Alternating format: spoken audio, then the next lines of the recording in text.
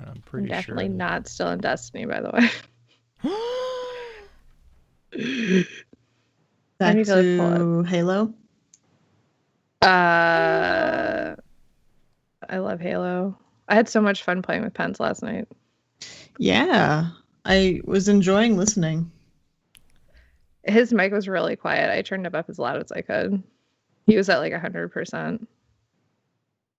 Just the game is just so loud. I had no control over it. Is that the Master Chief Collection doing that, or is that the Master Chief Collection gives you no control No over control. like individual sounds. Gotcha. Yeah. Oh, thanks for the resub, Doom. So Doom, the reason why we're late, per usual, is that guy. It wasn't us. It actually, what was fun is I actually was on time, and then my computer was like, "Oh, by the way, you have an update." And I was like, "God, like, I can't win. I can't fucking win." No, you can't win.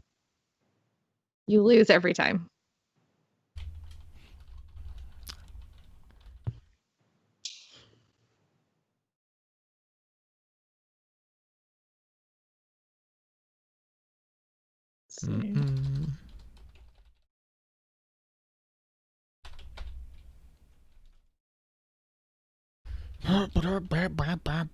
Bleh. Bleh. Is that the sound that we're making right now? Bleh. Bleh.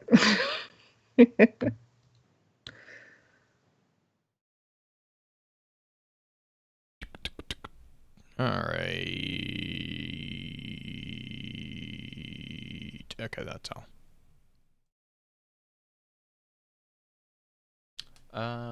Audacity.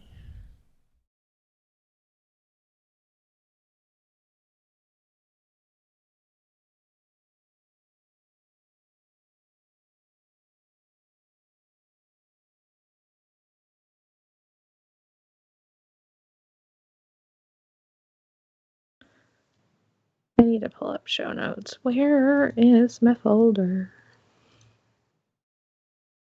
The live reading of the Dirty Journal. Let's turn green loose and let it see how it goes. A new start. A clean page for a most important story. Hanu 2 is El breaking around Jupiter. The Lord of Planets thunders his greeting to me. As I record this, I am blasting Avanti 3's Siegfried in the storm wall over the Jupiter radio would howl of the thunder his Jovian greeting. magnetosphere. I said Jupiter would thunder his greeting. Yes, Yeah, he would. Am I sufficiently pompous enough?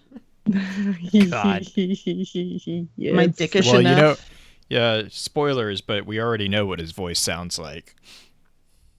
God damn it, that whole fucking thing. I was so confused when you guys were talking to me, and then I love your comeback. Is like, yes, Blue. Some of us play before we read the lore. I was like, all right, weirdos.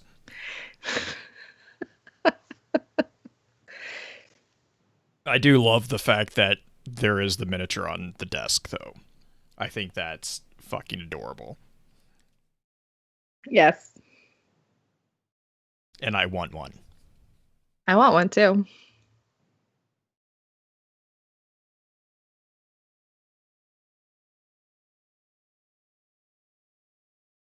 Hey, Black Flag. Say hi to everybody. Let's see. I don't think. Hello, chat. Hello, chat. I think what I can do is, let's see. Let's pull this up.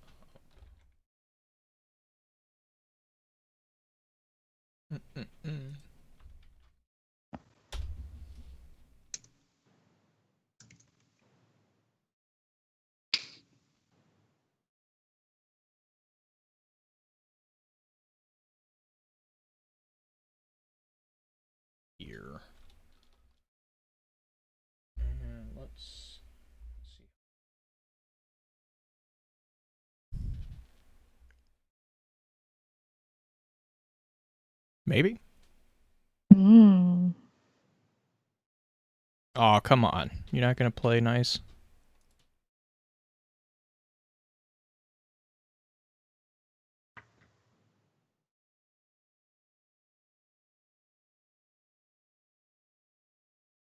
Hello, Irish. I should say hi to everybody. Yeah. Hi, chat. Sorry, Let's see. guys. Pence, Dr. Nimbus. Hello. Doom. Hello. Irish. Hello, sweetie. Black Flag. Always a pleasure. Trigger. Hi. Firu. Yay. Hello, Lables. Come on. Seriously? Yeah. Seriously.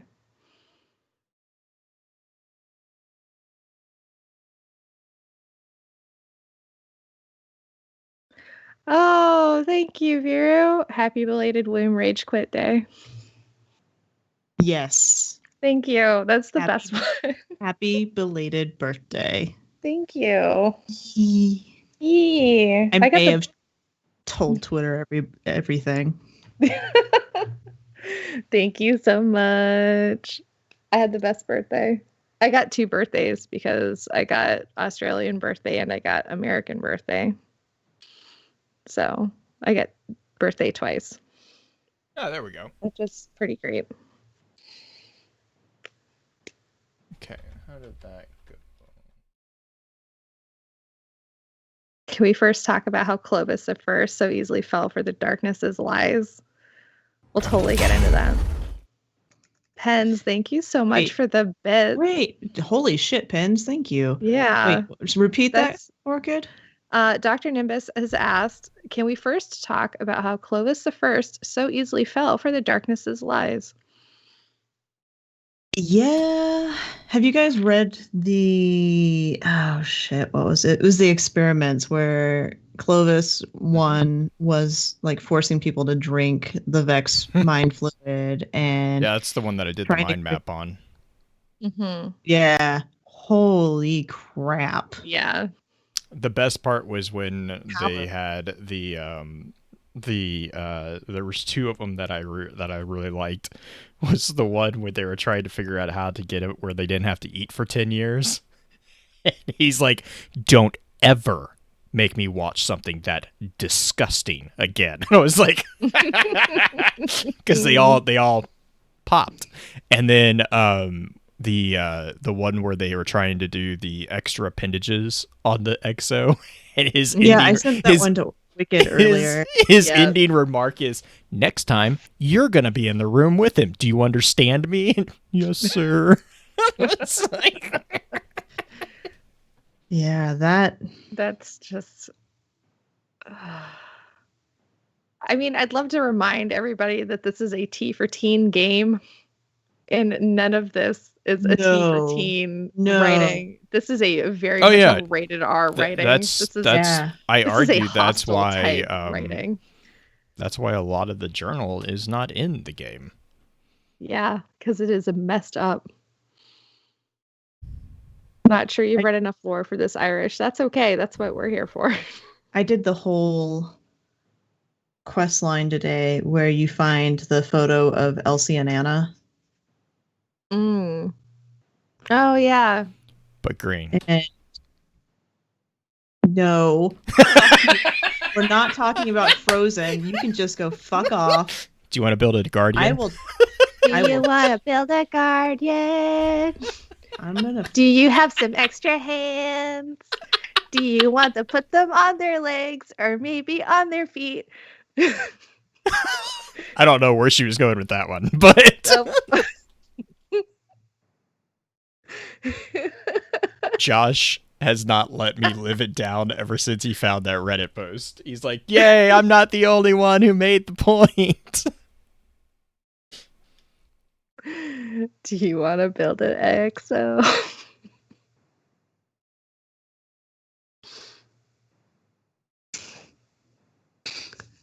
Oh man.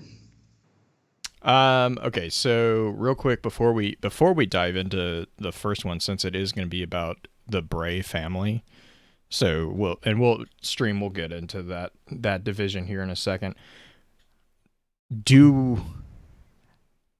What are we considering spoilers, and what are we considering not able to talk about? That's a really good question. Because there's the elephant in the room spoiler. You know, that the Varix killing Cade 6. I love that line. That freaking line in the quest was hilarious. The which one?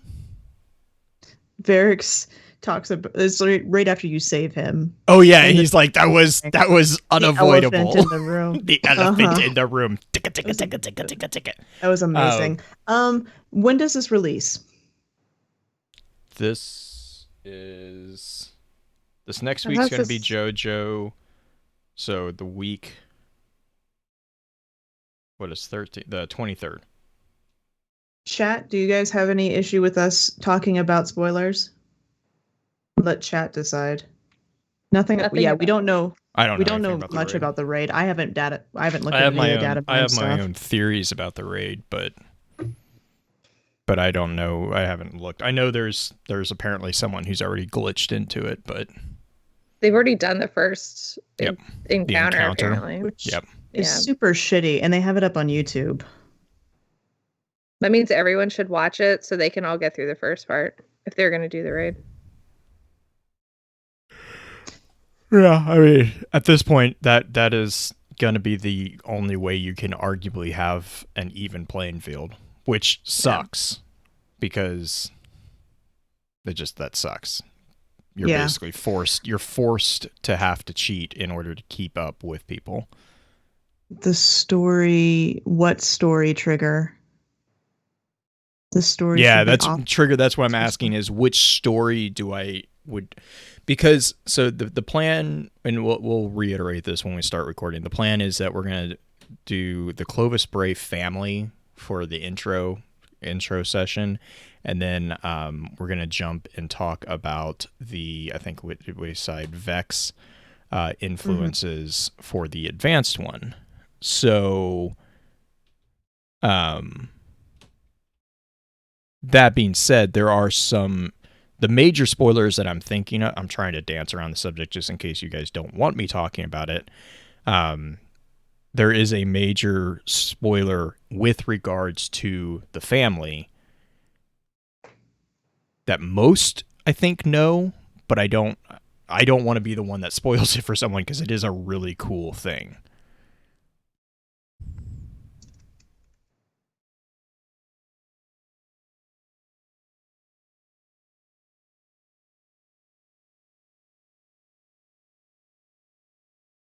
Stranger talking about Anna. Yeah, I don't think we should go into any of the dark future stuff. I haven't gotten to the dark future aspect. I know I've seen some posts about it, but I haven't gotten into it just yet.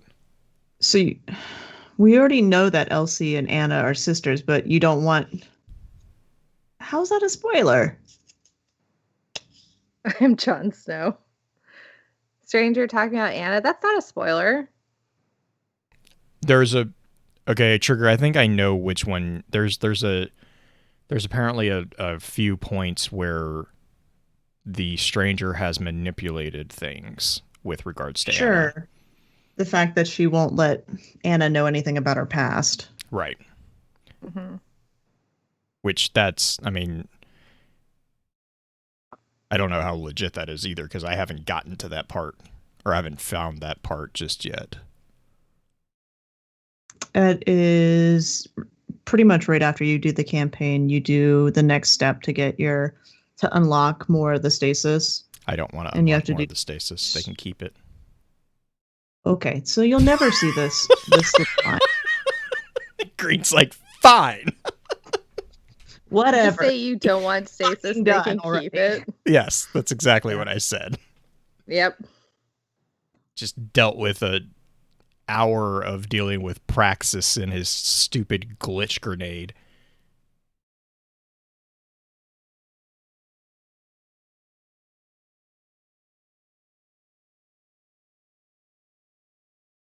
Well, Trigger, let us know if we're getting too close because I mean, like, there's some basic stuff about Anna and her relationship with the family that, I mean, is not.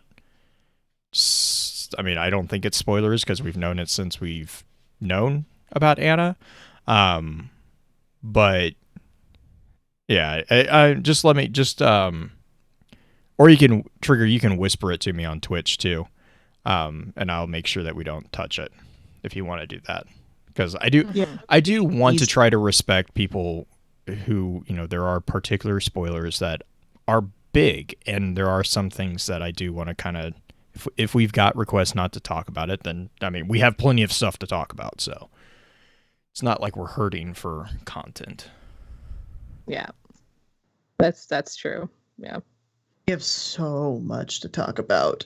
Mm-hmm. I'm just waiting for Green to get into the Wrathborn.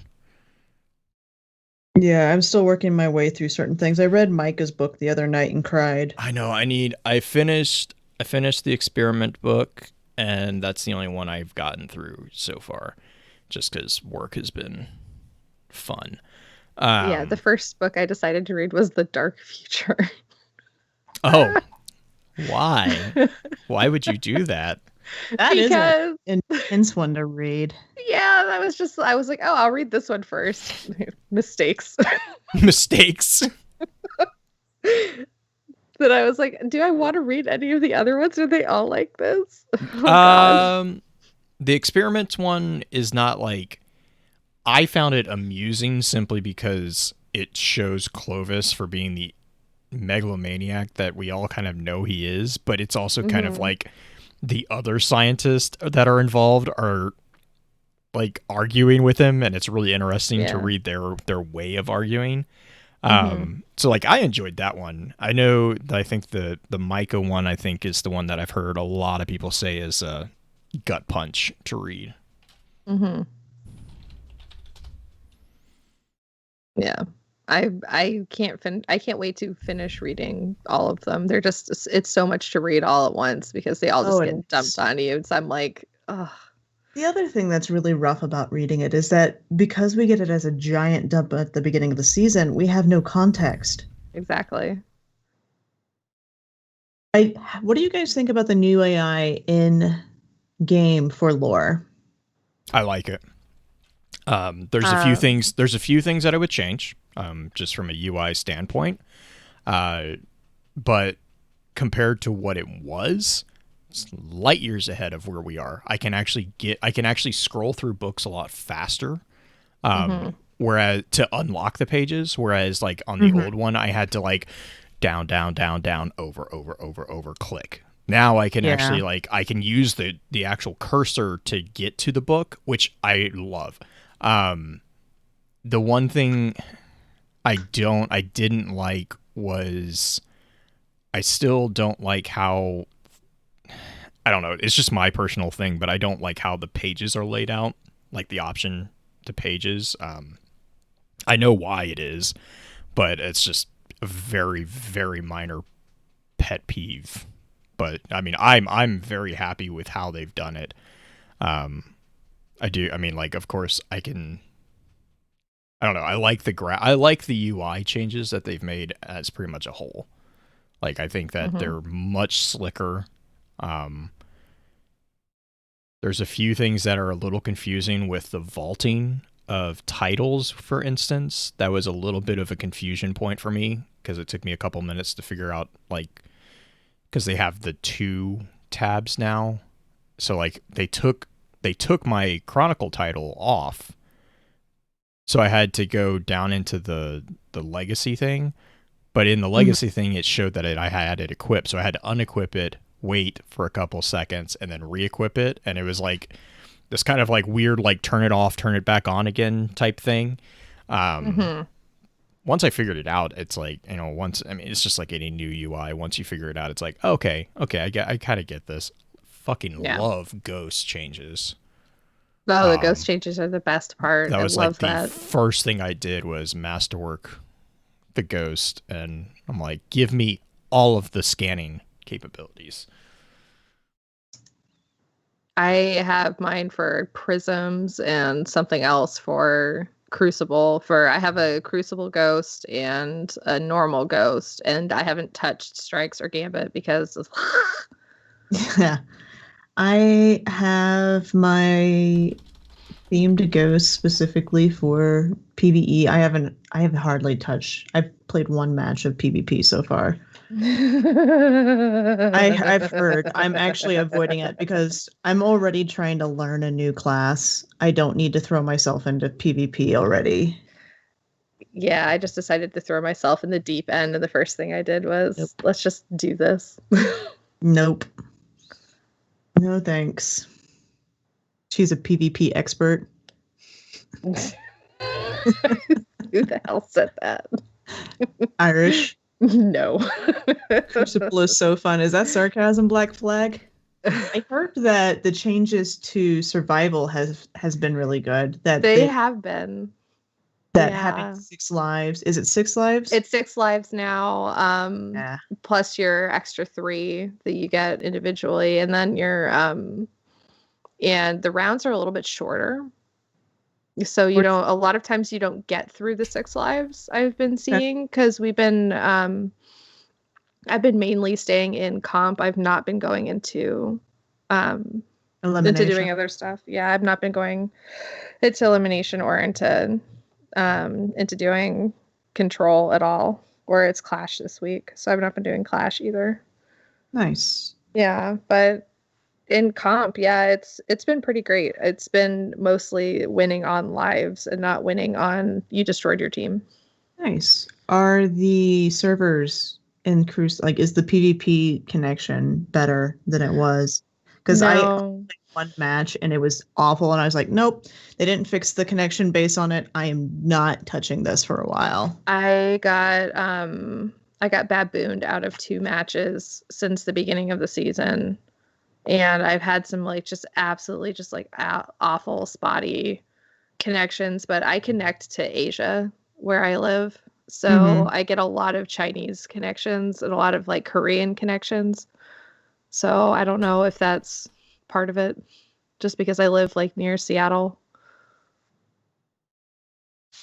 So makes sense. I don't know. A few Asian connections at the end of last season. Yeah.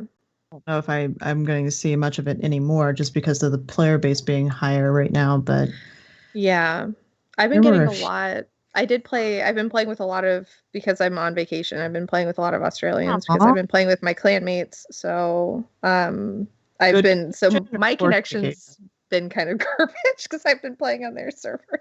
Yeah. So I don't know. Did I tell you that where I'm at is on a major possible lockdown coming up again? Yeah, me too. Yeah, may have a forced vacation. Get that toilet paper. Oh my god, I had to go. My company is working as fast as possible, Blue. It's not even that. I forgot. We have a hookup. So, if anyone needs toilet paper, get on the phone. I had to go to Walmart this morning to buy paper towels and toilet paper and water. Mm-hmm.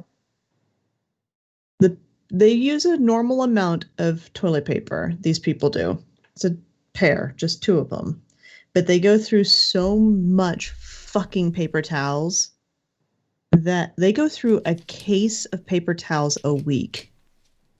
A case. A bounty case of paper I don't know. But they go through a case. That's I have a 7-year-old and a dog who likes throwing up multiple times a day, and I don't go through that many. I don't understand. Julie and I can go through a case in about 8 months, maybe. If we're conservative, we can go a year. Right. Oh yeah. Well, I guess when you say case, what is a case? 12 rolls. Oh no, we go through that pretty quick. I mean, we don't go through it that quick, but we do go through it pretty quick. Stock quick enough. The edibles. I'm in Colorado. Yeah. I need to go stock up on some edibles. I'm in Oregon. We have all of it now. Yeah. Didn't that pass, didn't it? So the way it works, because I've had a lot of people asking me, they're like, "Oh, well, you can just get lit and go." I'm like, "No, that's not how it works. It's not everything is just legal. Yeah, You can't it's just not. go It's out. not a. It's not an on-off switch, guys. Like Also, it. you can't just be. It's like a D. You can get DUIs for being high in public. You can't Yes. just walk As you around like that. should. Like, Well, I mean, also you get arrested still. It's not like it's legal. Yeah. I can't just like go do crack in the middle of public. Like this Do you- isn't a thing. Like Did you hear that mushrooms passed in Washington D.C.? it passed here too. It passed there. Oh, Yeah. I mean, you would no. expect it to pass here, but right. you have to but do like, it under the auspices of a doctor. And I've been saying that really loosely, like how when just when kind of they like how in first passed California pot, you have like, to have quote, you have to unquote. have medical reasons. Yeah, exactly. No, it's the same thing about mushrooms, I guess. Medical. But yeah, that passed here. But here it's instead of getting arrested and thrown in jail, you get arrested and thrown in rehab. ugh, no. So We're gonna legalize it, but mushrooms are we really are gonna encourage you not to do it. yeah, Mushrooms. are so terrible. Don't do mushrooms. yeah. So yeah, Oregon allowed all the things, but they allowed all the things by saying like you can do them, but we're gonna put you in rehab every time we catch you doing them. Yeah, Black Flag is I think actually hitting the reason on the head. So the jails are overcrowded. Yes, that's exactly it. I mean, yeah, that's one of the reasons. Mm-hmm. Didn't one of the states, I don't remember which one it was,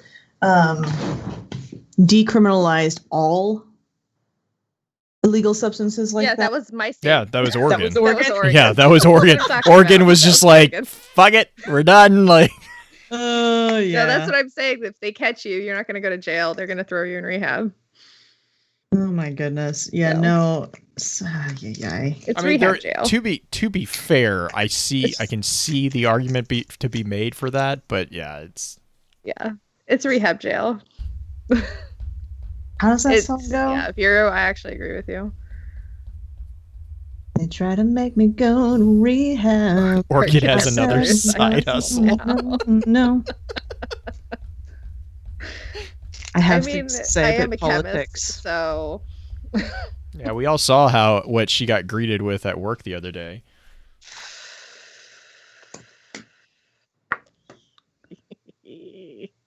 I didn't see this. I need to see this. It was Blue. on Twitter. Was it the cup?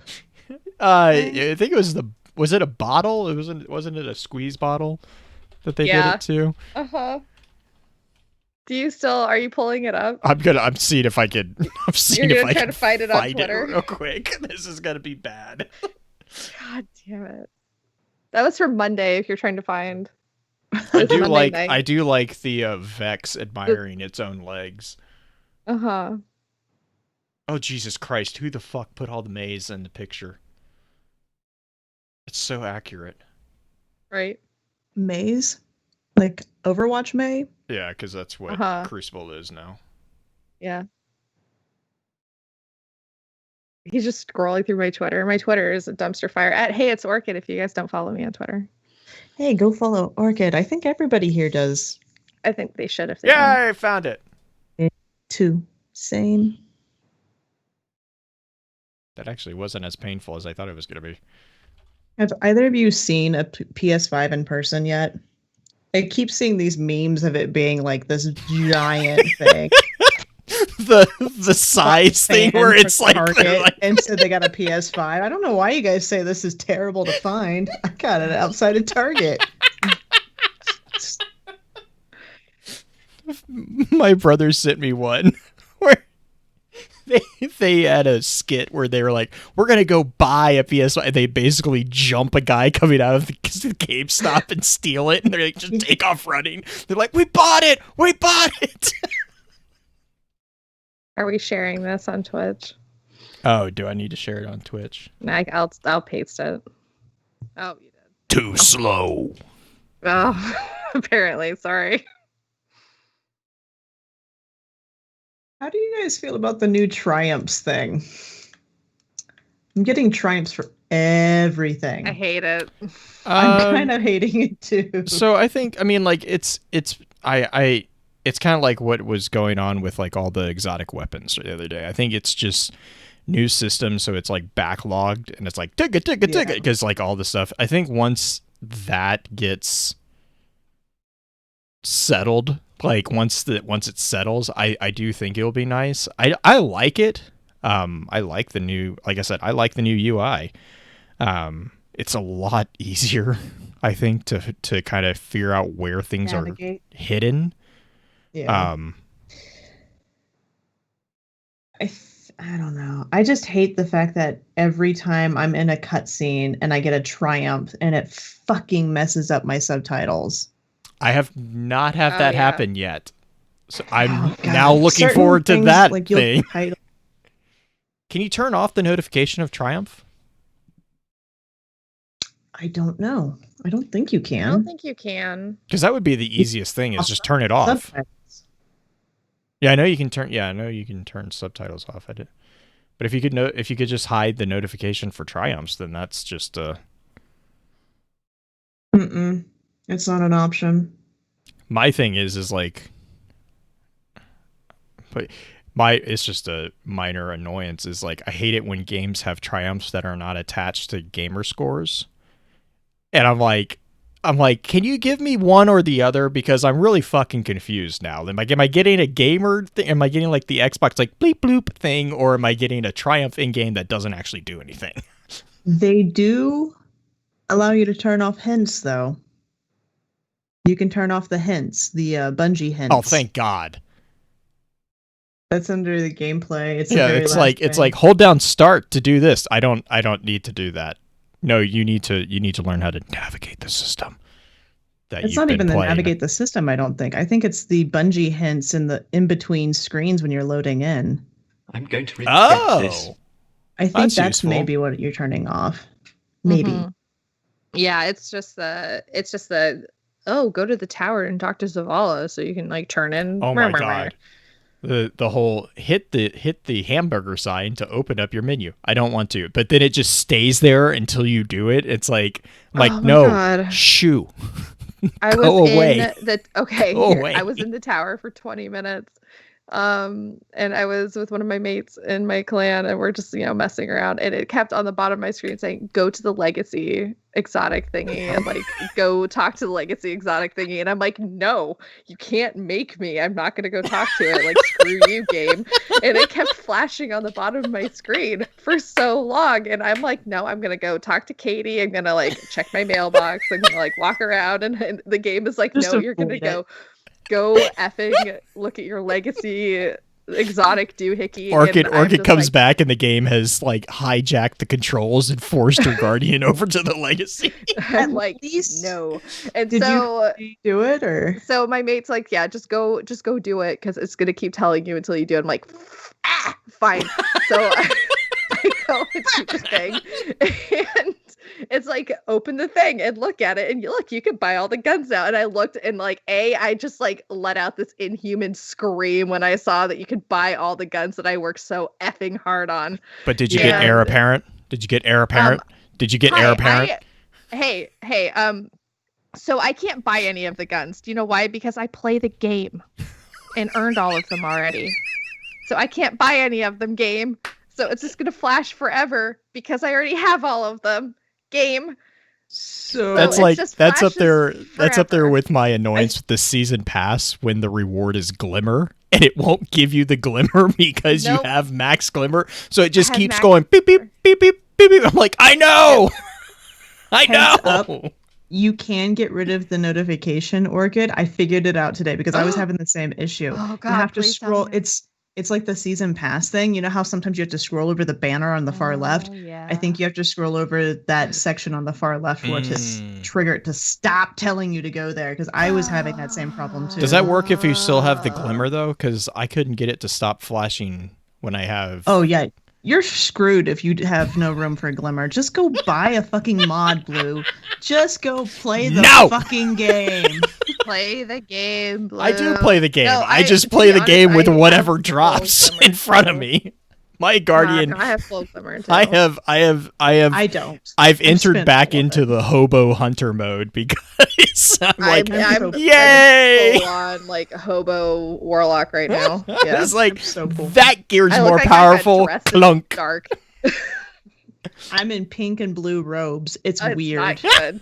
No, it's real not bad. good. It's real bad. It's real bad. I'm gonna look like a hobo until the raid, and then I'm probably still gonna look like a hobo. Don't let Josh awesome. know. He'll give you a hard time. Blue's Guardian is a minimal. Yeah, yeah, that's accurate. I think I gave Orchid a heart attack when they were like, clean out your vault. And I was like, okay, delete. I sent Orchid a picture and she's like, what did you do? I was like, I deleted it. All the things, they're gone. Did you saw that website that would lock things for you? Yeah, you told me about it. That made it so freaking easy. I did that and I just went and did exactly what you did, but all the things that were locked I left in there. So nice. Oh my god. I mean, let's be honest. I have the equipment that I use, and I just like. I'm remembering your empty vault that had 0 things in it. I don't need guns to start the game. I'm sorry. Fuck? They're gonna throw shit at me anyways. I mean, whatever. The first 3 quests, the first 3 bounties you get from Varix are like bow bounty and fusion rifle. Oh god. All the things you don't have anymore. No, I have them. I just have them all. I had them all on my Guardian. Because those are the ones that I use. Like, everything in the vault is just, like, the shit that Dim has, like, funneled off into it. Or exotics that I don't use. It's like, as soon as they introduced collections, I was a lot more free about deleting shit. Like, wait, I can pull this out of the menu? Delete it. Oh my god. Yeah, we do have a show to do. Yes, This is the show. This is the show. I mean, this is the show. I mean, All we right. could talk about the release. I'm happy for it. I'd be up for if you want to do you want to do that, Orchid? Sure. I mean, we can talk about it. I mean, I have let me see. Do that as the intro. Yeah. Let me Let's Nope, start that's up not a the recording then. want to move this. What show, Pizza Show. Train? Love mayo. It hurts me so bad that that's so true. I mean, when you're friends and you just enjoy talking about shit and making fun of each other, Accurate. that show. Yeah. Okay. I No fucking JoJo references. I am done. Oh, you mean you didn't like JoJo? Oh my god, my brain. I told Jay she like loved it. She had- loved it. Don't let her trick you. When I record, like we recorded that last Saturday. I had not eaten. I went and shoveled food into my mouth without She ate- tasting it she afterwards, ate and then some went and flaccid laid down and pancakes. passed out. Flaccid pancake. Yeah, I made shitty pancakes because I'm on fucking keto. Oh, well, you know what? You got to eat those waffles that I had the week before. They were was it a sexual. truffle? No, they were Ooh. sexual waffles. Like, what? I need you to explain without terms of service why they're sexual waffles. Because I was eating them on cam. And they had butter. on them. They were really Those good. waffles. Pens. You're drooling during the entire show. You loved it so much. I believe you. Okay. Oh, you're putting up the game?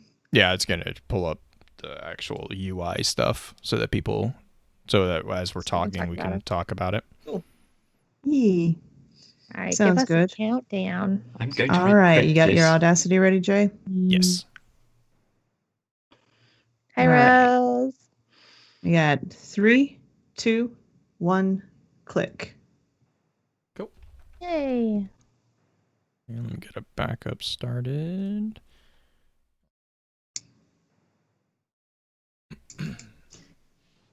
Claps. Clap. All right, so Night pens. Bye, pens. Remember those waffles. Oh, those flaccid waffles. Hunter jump is so much easier to aim than a warlock jump. That's why you can't put on the floof. You got to put on like the super directional one. I have burst glide on. Burst glide is really good for a crucible, really only. Okay. Because I was trying to, like, I was in the Cosmodrome, and, you know, Skywatch, there's that camera on the far side. I was trying to jump up there because that's where I used to sit as a hunter. And I could not, for the life of me, actually land on the damn thing. I tried for 5 minutes and then just got angry and left. Yeah. What class are you using? I was using Dawnblade. Top tree. Yeah, use balanced glide or strafe glide. Strafe glide is probably your best bet with PvE stuff. Yeah. And then you can eat your grenade and use heat rises and you can get there really easily.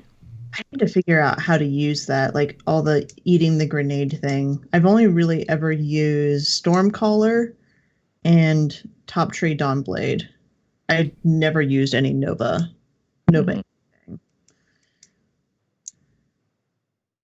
But slowly but surely.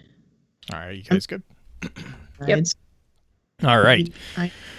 Welcome to Focus Fire Chat, recorded live on November 13th, 2020, over on twitch.tv/FocusFireChat. As always, I want to give a big shout out to our live chat here with us tonight. Thank you so much for joining us once again. This week's episodes are going to be focused around exploring Clovis Bray's journal.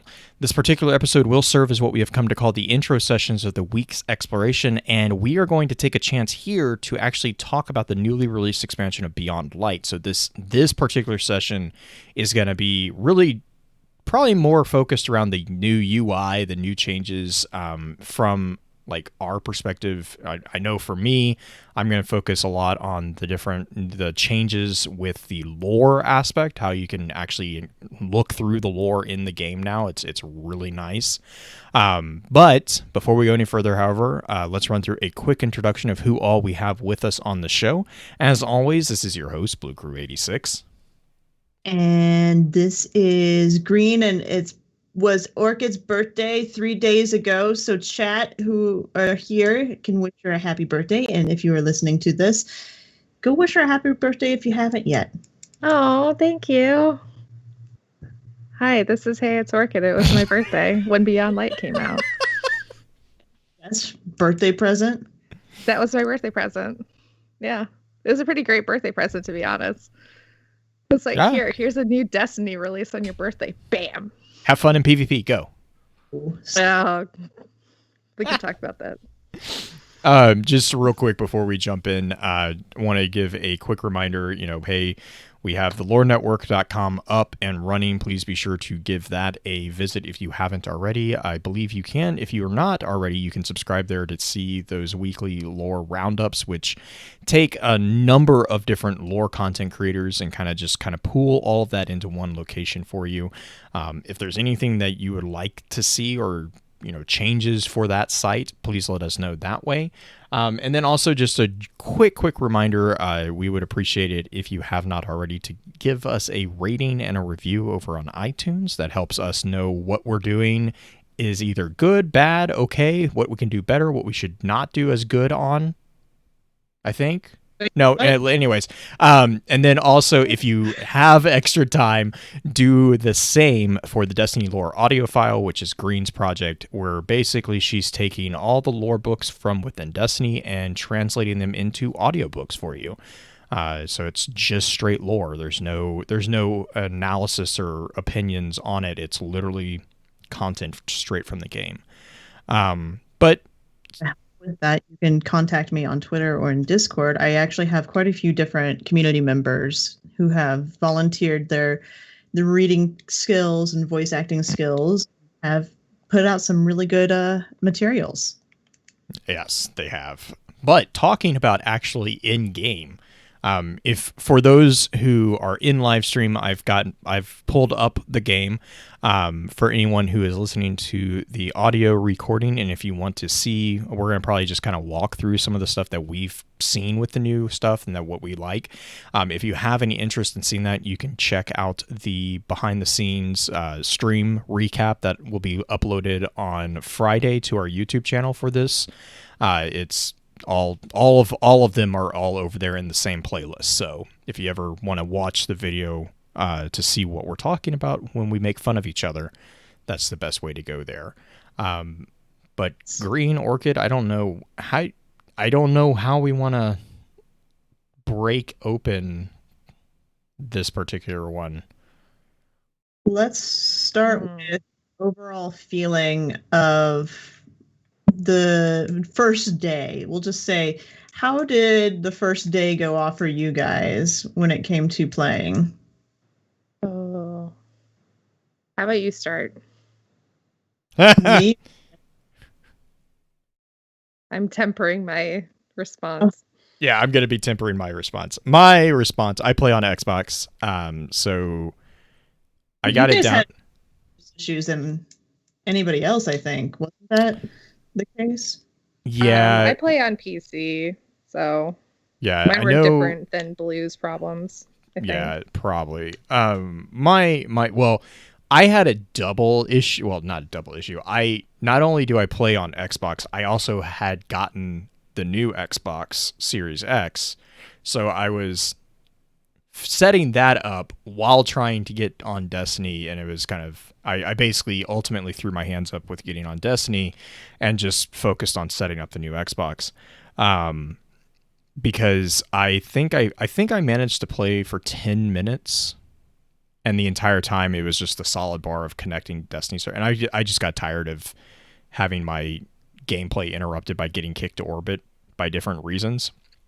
And It's not like, I mean, it was one of those things where it's like, look, there's a reason I don't take days off when it comes to the first day, just simply because that's going to be your experience, because it's everyone and their dog is online trying to get into the game. It's just it's a natural DDoSing basically of the servers. Like, they're just under so much strain. I managed to get in, and I managed to get through like the menus and the UI to the point where I saw what I wanted to see. And I was really happy with what I saw. So, I mean, bittersweet, I guess, because I didn't get to play, but it wasn't anything unexpected, I guess. I don't know. Orchid, what about you? So I saw in chat Trigger said that he downloaded it overnight. I downloaded mine overnight as well because Steam allowed you to download it just as it started. So I downloaded it as soon as I could, and then I had to work. So I went to work and came back. I only worked 6 hours because I was like, gotta go home and play Destiny. I didn't have any problems getting on. I didn't have the problems people had earlier in the day, thankfully. And I tried to kind of keep spoilers away because a lot of people were very into wanting to spoil things on Twitter, Green. Tags for just that reason. I try so very hard to stay respectful of those. Like, I want to talk about it, but I try to be like, hey, I'm gonna put the hashtag there. So if you don't want spoilers, you him kind of thing. That's okay. I tried. It wasn't like my spoilers were never like exact telling you what was going on. It was always just, I'm excited about this. Right. No, it was I don't know. I mean, I waited for I was running through the story with one of my Australian friends because I waited for him to get home from work before we ran through it. So I did other stuff, and so I didn't even though I came home, like, I played Halo and kind of just like rested, and I was still sick. Like, I'm still not feeling well. Well, so I don't know. I mean, I liked it. I like the story. The story's great. It's super immersive and The characterization of Varix and it's kind of everything that I've wanted it to be. Shut up, Blue. No, I'm sorry. Chattering noise. No, I'm so I was we were talking before recording about turning on and off settings, and I just happened to look at the subtitle menu, and they have freaking embedded the whether we want it or not line as the subtitle example. Exactly. That's what I was laughing at. I'm just like, I'm like, oh my god. Okay. Oh my goodness. Yeah, it's carry like on. Chattering. I don't know. I like it. I don't. The one thing I really don't like about Europa, I love Europa. Europa's great. It wants to try to eat my processor and a lot of people's processors that I've spoken to. But that's part for the course when you download a new game. Like why is it trying to eat the processors? There's some NVIDIA problems that there's some settings you have to fix because Bungie doesn't update. So when you try to stream it, it like eats all of your processing power. Oh, I did not know about that. So heads up if you try to stream it on your PC and you have fun. Go cook a fried egg. I have a separate PC, or a separate streaming PC for my gaming PC now, so I think I should be okay. You should be okay, but I don't. I have a single PC setup, so I have to change stuff for mine. But it's good. It was very good. I don't know. I just don't like having to ride my Sparrow like 9,000 miles to be able to get to a place. Yeah. Because they're like, oh, go to the top of the map, but it's going to take you 10 years to get there. Yeah, that is one thing that I think they adapted from Dreaming City. Yeah. He also does that. But it feels worse here. Mm-hmm. And part of me is like, I bet they did it because they want the weather experience more, because riding your Sparrow through the blizzards is slightly terrifying, and I have jettisoned myself off multiple. Oh, yeah. I straight up killed myself this afternoon because I just like rode up like off a cliff because I couldn't see where I was going. I just exploded into fire and I was like, oh, well, I think I died. I couldn't see where I was going and I died. What do you think about the snow physics, like walking through snow? Oh, I love it. The first thing that me and apparently everyone did was like make a snow deck. Everyone did. I did one earlier today, although it ended up looking more like, I don't know, it was not a traditional looking one. Let's just say that. Like a rocket ship. Yeah, I don't know. But what about the blizzard? Have you tried fighting in the blizzard? Oh my god, fighting! I tried to. So the first time we were fighting the Elixir up towards the top of the map, there was a blizzard, and because I've just been using whatever weapons are given to me. This is my favorite part of a new expansion, being a hobo, because we were talking about being hobo guardians for a bit, is using whatever weapon is handed to me, which is the highest light level, which is, I think, the most fun. Of course, you to relearn some of those other types. Like, what is it? You get a sniper rifle? I get it's whatever sniper is giving me. So I had a Viced. I love Viced snipers because the sight is so large. You get like a really large field of view. But and the one I had was really snappy. So I was enjoying using it. But it was super blizzardy and it was really hard to see where they were coming from. And I was having such a hard time. And so all of a sudden they're like in your face.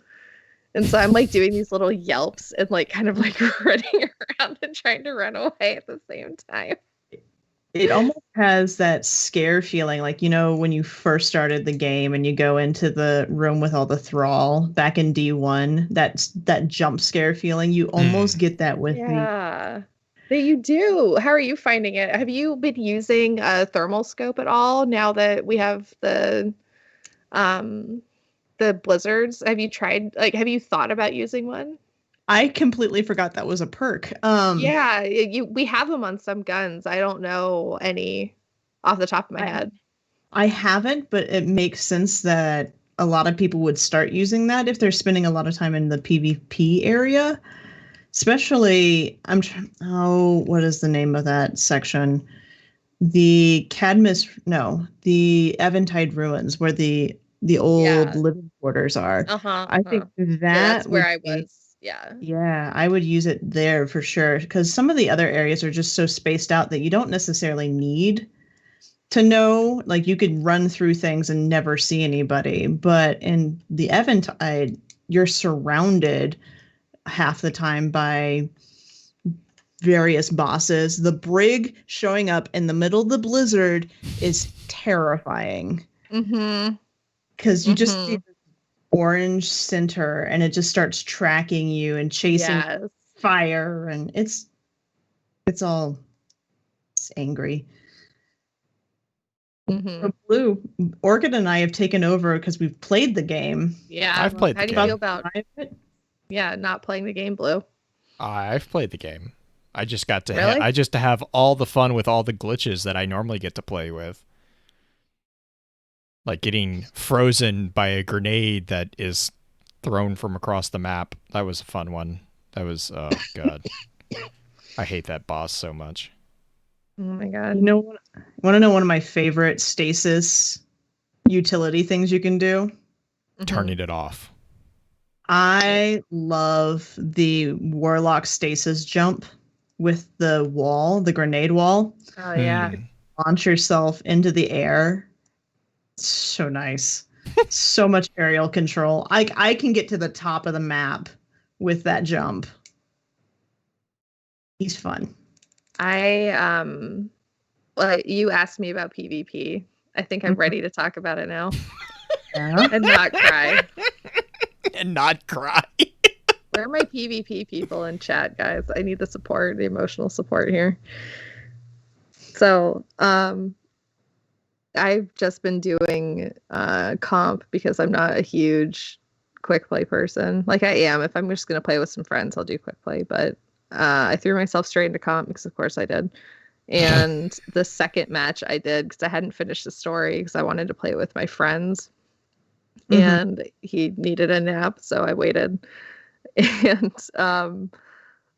it was me and two others. Obviously, we were in Midtown, which is a large map for comp.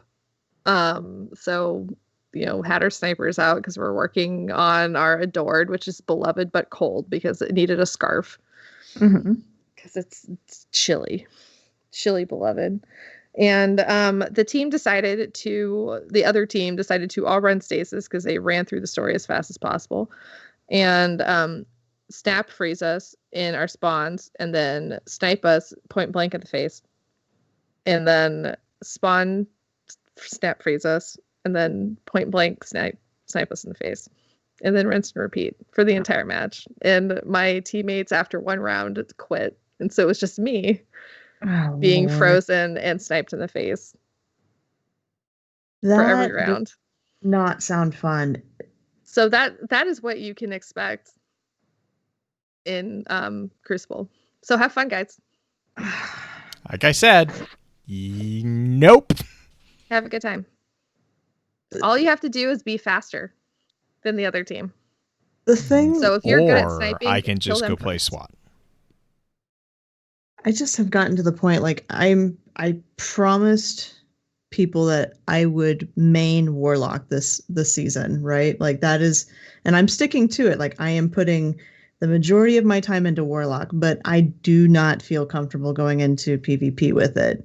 I have gone in once. I would rather go in with my Hunter, but I am sticking to my guns.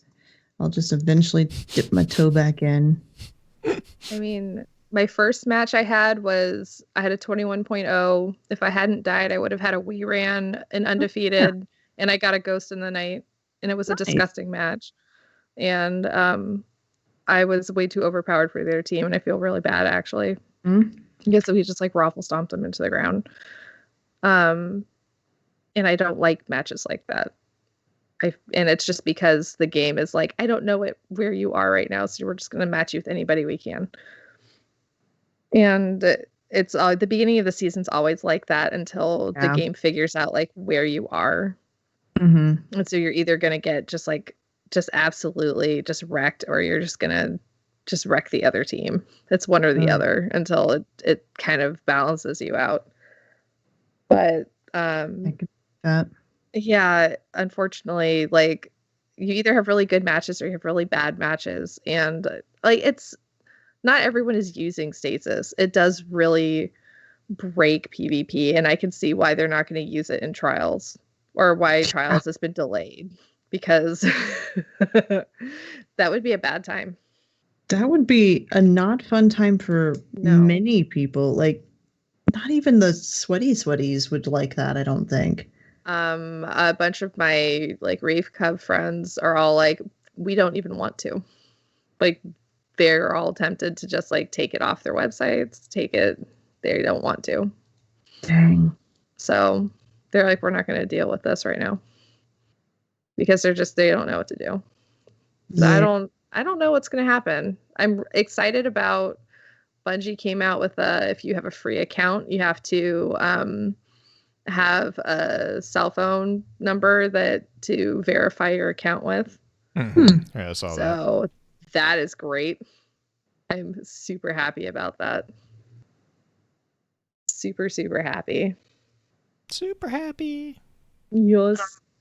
Going through and looking through the UI, because somebody asked if I had the, what is that, Claws of Ahamkara.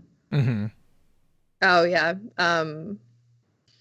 I don't, for one, because I have very few Warlock exotics, but it's interesting how they didn't change any of the UI for the collections pages, but they changed it for most everything else. Mm-hmm. Yeah, I was interested in that too.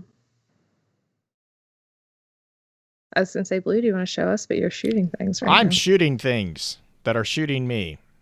Because you guys were talking about stuff, so I jumped into Infinite Super the snow. Pizza Trains. Yeah, Class with Ahamkara and get your Punchy Punch to 100, and Monte Carlo I got a 15.0 in that match. It's really gross. Auto rifles seem to be still pretty high up as far as the TTK. I've been using my favorite auto rifle, which is Hard Light. Oh no. Pinball gun. You're one of those. It triggers everyone else on the other team, and then everyone starts using it. And then it's a laser light show, and it's God, great. I hate that gun. I hate that gun. I use that so in Revoker, much. and everyone hates it. Revoker I can understand, but Hard Light. Yeah, Revoker means nothing now. Everyone can just go buy it. So. Well, I mean, it wasn't like, okay. It wasn't hard to get. It wasn't hard to get. Everyone can just go buy it now. So guys, just go buy Revoker. You wanted me to pull up gun. collections, so I got infinite ammo. Well, I was just looking through. They haven't changed the UI there, but they changed the UI with the Triumphs page so drastically. So much nicer.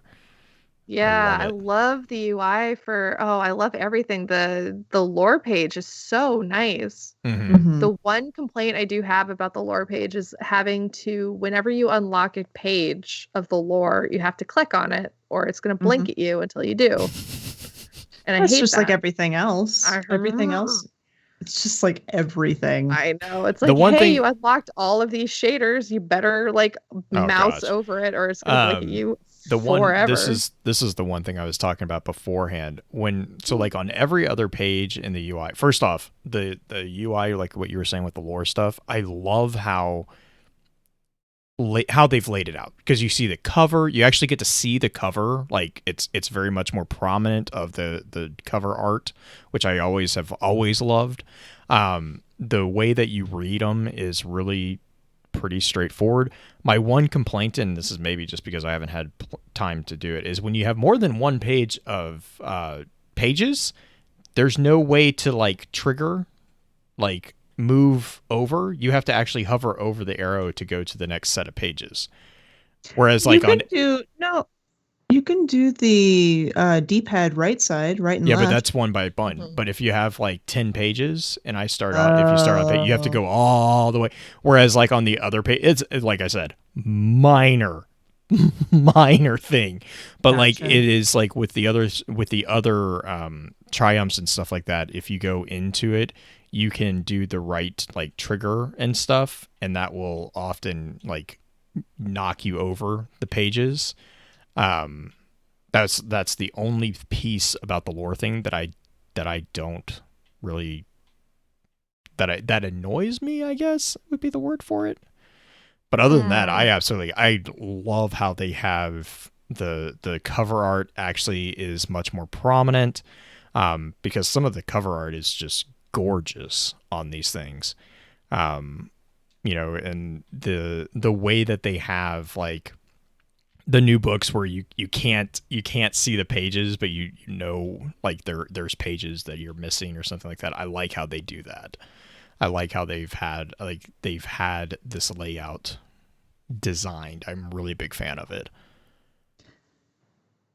Have we always had this solid speed of scrolling for when you're looking through a page? Like if you're scrolling down the page as you're reading it, for some reason I had it in my head that no matter how, like you could make it go super fast and go all the way to the bottom. I honestly don't know, because I don't read stuff in game. I read it all on Ishtar because it's easier for me to collate the pages.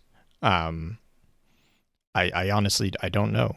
I mean, I know obviously from my exposure to it right now, yes, it's always been this way, Green. Because this is literally the first time that I think I've actually opened it up, because it's so much easier to understand, to me at least. Orca, do you know if it's always had that kind of steady scroll? I don't think it has, honestly. I don't remember though. Yeah, I don't either. It's such a small detail. When it's a good UI, you shouldn't remember. Mm-hmm. This is very true. They've had so many like little detail things that they've done that I don't think they've gotten a whole lot of praise about. Like the lighting changes. The lighting is so good. It's so pretty right now. So good. Guardian changes. The Guardian looks like, I don't feel like I've heard anybody say that their Guardian looks like trash now. I haven't looked at him. I look like a hobo. That's your own fault, Blue. This but like is true. Hair. You like it that way. Mm. Like they changed a lot of the hairstyles. They changed the way that light interacted with the hair. It seems like it's more depth to it. Something else I noticed is that you can really sense where the light is coming from a lot more now, because not everything is nearly as bright as it was. And I know that may be a tonal shift overall, just because of us working with the darkness. They're kind of using a darker palette, but it's really nice to have this amount of saturation. Like I feel like I'm seeing things without the blindness of anything, like just the front page, the title screen being darker is nice. The UI being darker is nice. There's nothing white anymore, except for the stupid Guardian Olympics trophy is white. White. Don't let her fool you. She loves that trophy. Does she though? The best place, photos of the Traveler, and it's always in the photo, and I hate it. Green might have strong opinions about this. Like, I wish when the Traveler healed itself, it just sucked the trophy into the Traveler. And I feel like this is part of me now. We should talk about that event, because that happened this week too. It happened. Yeah, it happened Monday. Yeah. How was that? I watched it on my phone because I was at work. Oh no! Neither of you got to do. No, it was like in the middle of the freaking day. I had to watch it. I watched Blessius. I watched his stream. His stream was fun. I tried to watch Maddie, Mylan Games do it. So I was kind of bouncing between the two because everyone had so many problems actually getting into the tower to do it. That's true. There was a lot of server issues. Yeah, so Blessius was in for a while, and then he kept getting kicked out. And so I went to Maddie's stream, and then he he actually eventually got in, and so I just stayed on his stream, which I usually hang out on his stream anyway. Yeah. But yeah, the whole area is really cool. Yeah, I enjoyed it a lot. Like, I turned off my HUD. There was a section, I don't know if you saw this in Maddie's stream or not, but you can go to the ramen shop and you could interact with it, which was kind of cool. Yeah, you could actually interact with the ramen shop. Yeah, that's how you got rid of the coupon. Was that how you got rid of the no, coupon? I don't know. I don't think so. I think they just got rid of it. They deleted, I thought. But I have a video of Dwyer with the chef emote making food for Cole, who's standing outside just looking really amazing. It'd be such a good area to do just any machinima that you wanted to, or role play. Like, there's some really cool shops there that you could go and see. I enjoyed that part especially, and just kind of climbing through and seeing the city, the place that we have been working to protect so long, and finally being able to walk through it. Right. I know a lot of people were saying that they were, and then like that awesome Easter egg that they had. Which one? The music box. Oh yeah, having that one. I mean, it played a few different things. Played Green's favorite song ever. I fucking hate you both. It's your favorite song, Green. It's really not. I'm a Clovis fan, but no. God. I love how we sent that to her, and both of us were like, Green, look. I swear, half the time, half of our chat is just them sending shit for me to get mad at them for. That's because Blue and I are just natural shitsters. Yeah, you're both ornery. You're both real ornery. We're really good at posting that. There was one thing that was really interesting is when you were sitting out waiting for whatever to happen, the traveler to heal itself. Mm-hmm. There was a energy that kept being pulsed, not only from the traveler, but like everybody kind of gave off an energy, and some people you would turn brighter and brighter and brighter as a guardian, which was really kind of cool because I had white hair for a little while as a guardian, which it's green normally in the game. But some characters, for some reason, it didn't trigger. So you had this weird mix of really bright guardians watching and these not so bright guardians, which sounds like dumb, but that's not what I'm meaning. They're just not glowy. No glow sticks for them. They're not ravers. But it was interesting to see. They had gotten their stasis powers early. Yeah, maybe. Maybe they were just bad eggs and we're pointing them out now. Mm-hmm. These are the ones you got to look out for. Mm-hmm. Oh, one UI problem that is the biggest one that I want to be like Bungie. Come on, guys. This is the biggest issue I've had with the game so far. My one transmat that I care about, which is my gingerbread house, that goes ding whenever I come in. I saw this tantrum. Ding. It's the one thing that gives me joy, because ding when I come in. It's flat now and doesn't do the little gingerbread house. It just goes ding, and then it's just like flat pancake. Sad. Oh, ding splat. Ding splat. I mean, and so now when I come in anywhere, it's like ding, and I'm like, oh, why? Why are you like this? And I'm like, why are you like this? The dawning is coming up, and you look sad. Gotta fix gingerbread. Gotta fix the gingerbread before the darkness has flattened. Darkness doesn't like gingers. Oh God, Black Flag. Oh, that's not the same. This is gingerbread, not gingers. Yeah.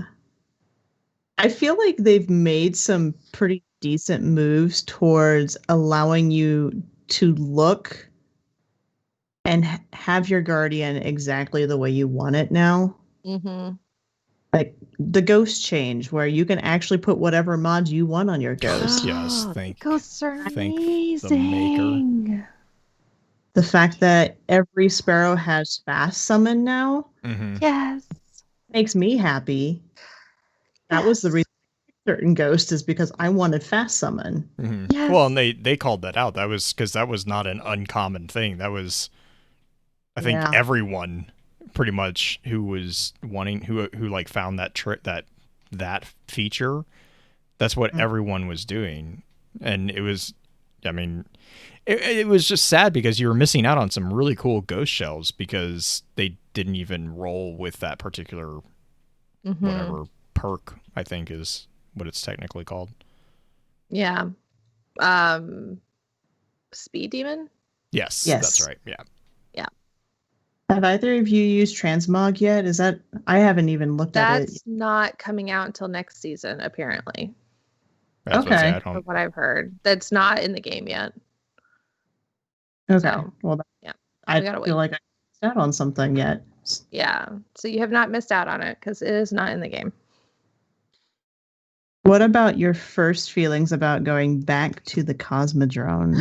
I have not gone yet. That's actually the step that I'm on right now, is to go see Sean Ha, the to do some Too Fast, jobs. Too Furious guy. Gotta go do. He's cute. I don't know what you're talking about. He is a cutie patootie. He looks like Astacross. I heard He looks exactly like Astacross. Like the other one I heard people call him.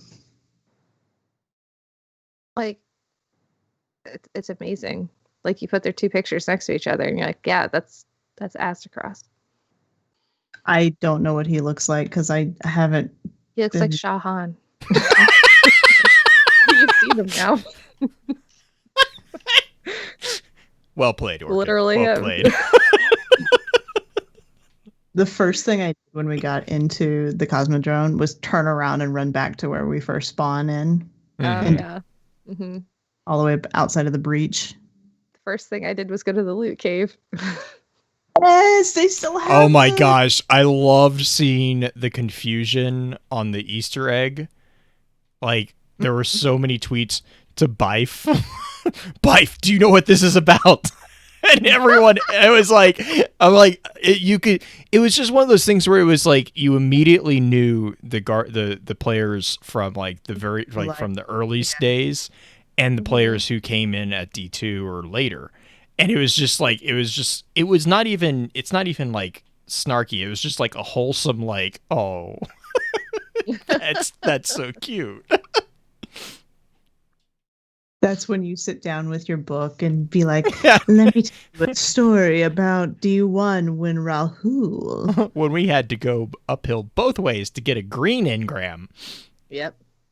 Yeah.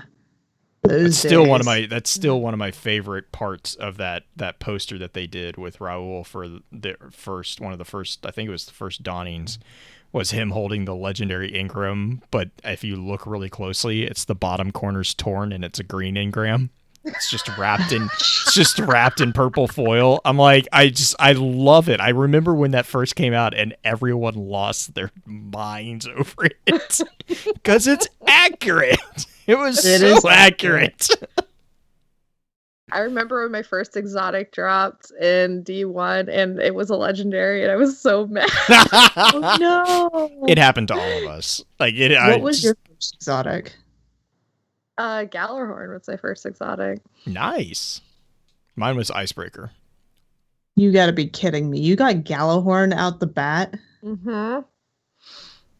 I waited almost the entire of D1 before they just gave it to everyone. Like I got my Gallarhorn like on a Gallarhorn month Day before they just gave it to everybody. Oh, really? Okay. Yeah. I was one strange coin short of when Xur sold it the first time. And that is why I became obsessed with making sure that I had at least like 300 strange coins at all times, because I missed it by one strange coin. And I was just like, nope, this is never happening again. Like, yeah. No, my first was Bad Juju. That Juju's a great gun, though. Yeah. Jay, do you remember your first exotic? Icebreaker. That's not a bad one either. I love that. Oh my gosh, I love that sniper. Icebreaker is my favorite gun. I was slightly hoping that they were going to bring it back because of the ice theme. I was too. But alas, they did not. Or at least not that I've seen so far. I'm pretty sure it didn't. Speaking of the new exotics. Oh, the shotgun. Yeah. I do not understand that shotgun. Now, granted, I don't understand shotguns most times, so maybe I'm using it wrong, but... It does a scatter shot if you do a hip fire, but it does a normal shotgun shot if you aim down sights. Yeah. It is great. That doesn't change my opinion about it. It's still a shotgun. It's good in the Crucible. It's good. Okay. It works really well for mobs, too. Okay. So it does scatter if it's hip fire? Yeah. Yep. Okay. Yeah, you just have to remember. I'll try to remember that. It's good if you have like a hip fire mod on it. I think it's pretty good even without the hip fire mod. Like it's a fairly steady. It's not a huge kick or anything like that. Not like Shack tends to be. Yeah. Speaking of which, do we have any idea why Chaperone Quest is another thing? Like, why does Shah Han have it? Yeah, I don't know. Because that was an Amanda quest. Well, you still have to go to Amanda as part of the trigger for it too, I think. Like you have to talk to her as well, but I mean, because she's the one who designs it. Right, but it was her family's design, I thought, or her mother's. Or... It was her mother's. Based off of her mother's. Yeah. Or the original one was we get a like a Ex Mechanica memento version of it. Yeah, Tex Mechanica, those dirty vendors.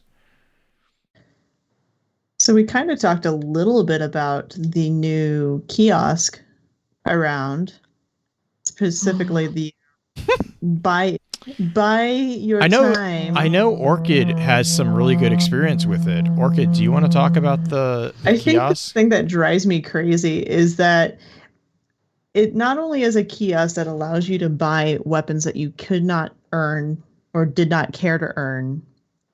Yeah, and it's right there with things you. Like for like how much time you're supposed to give, which is kind of, you're never going to put a price down that is going to mean as much as the amount of time any Guardian spent trying to get it.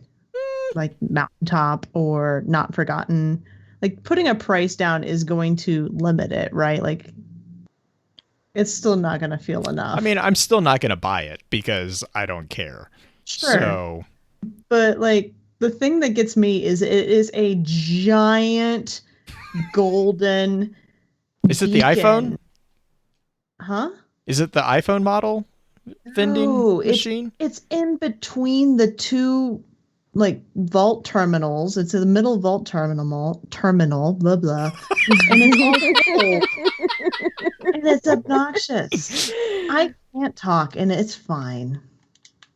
It's super obnoxious, and I mean, I'm assuming that all the things you're paying in order to buy the gun that you couldn't earn yourself because you're lazy. I mean, just couldn't earn the gun yourself. You know the funny one? The Quest Archive terminal for New Light, and like if you're wanting to replay any of the old campaigns. Yeah. It's tucked away next to Postmaster. And you would have no idea it's there unless you specifically like fall down there or you have to go there because you're New Light. Oh, it is. I just went over there. Yeah, you just don't see it. Like you would not know it's there. What? It's real tucked away, real quiet. I like the fact that they made it easy mode to get to Zavala's office. Yes. The elevator. Oh, yeah, the elevator. Yeah. My one complaint is that elevator is always in the opposite location of where I need it to be every time I walked out into it. I was like, no, I need it because I came out when I was on the bottom. I came out and I was like, why are you up there? When I came to the top, I was like, why are you down there? I do think that's pretty funny because that's just because every Guardian kept trying to jump down there and kept missing, and so there were multiple death pings there. Mm-hmm. Oh yeah. Well, and also there is a call out in one of the new entries of the technicians having finished the elevator shaft. Like they've been working on that for a while. I wonder if they had goggles on. Probably not. They don't know believe what in PPE is in the future. They don't believe in OSHA controls. They don't have OSHA. Yeah. Not at all. No, especially since they're in like Peru. They don't have OSHA there. Gosh. And we're going to get in trouble for that comment. Yeah, it's fine. It's fine. You Blue. Zavala's office. I like how they put actual workspace in Zavala's office. I'm sad they took the mixtape away. Wait, okay, I got two different. They took away the mixtape. Is gone, but and they did put a kitty in there. They did. They put his pet cat in there. But did they take away the knitting corner? No, knitting corner's still there. Okay. He's got to have space for his grandma. You mean himself? Yeah. The cat's cradle is also there still. I think that's what it's called. Is it? Newton's cradle. Newton's cradle, not cat's office cradle. desk thingy. That's what I call it. But pretty much everything else is the same. There's nothing. The speaker's face mask is in there, and I don't remember what this technique is called, but whenever you have like a ceramic that's busted, but you want it to put it back together and you use gold to weld it together. It's a Japanese process, yeah. Mm-hmm. Yeah. They did that with the mask, which I thought was really they did? That's awesome. Kintsugi? Yeah. Yeah, it's a beautiful practice, actually. Yeah. Yeah, they did that with the speaker's mask, which was kind of cool. We also actually have a lore entry that talks about that. Not for the speaker's mask, but for a Titan who puts her mask back together that way. Not with gold, but her ghost challenges her about it, and it's I really like that entry. It's for the new exotic that looks like it's all super glued together. That's actually explained in lore why that is. I thought that was a really cool little story snapshot about that Guardian. Nice. Have you guys found any other secrets or things that you were excited about? There's a little figurine that I found that I'm really happy. Oh my gosh, that's a spoiler though.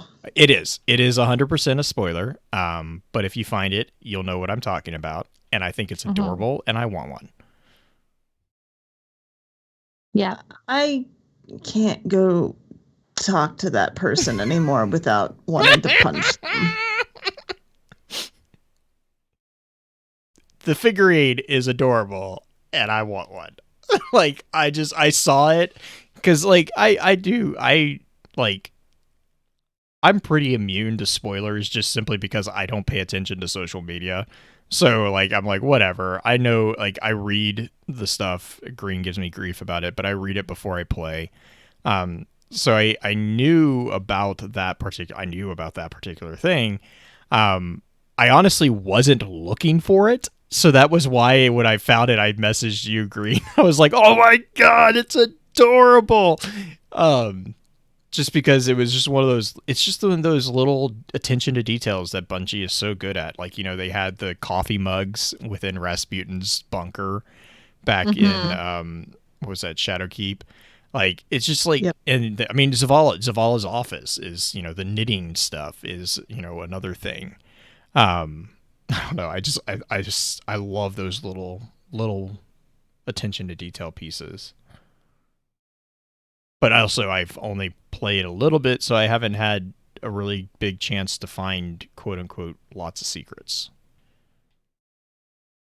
It's really fun to kind of walk through the exoscience facility and see the different locations for procedures that would have been done. And get a feel for it. And then the server room. That room is cool. The server room is so big. Like, massive.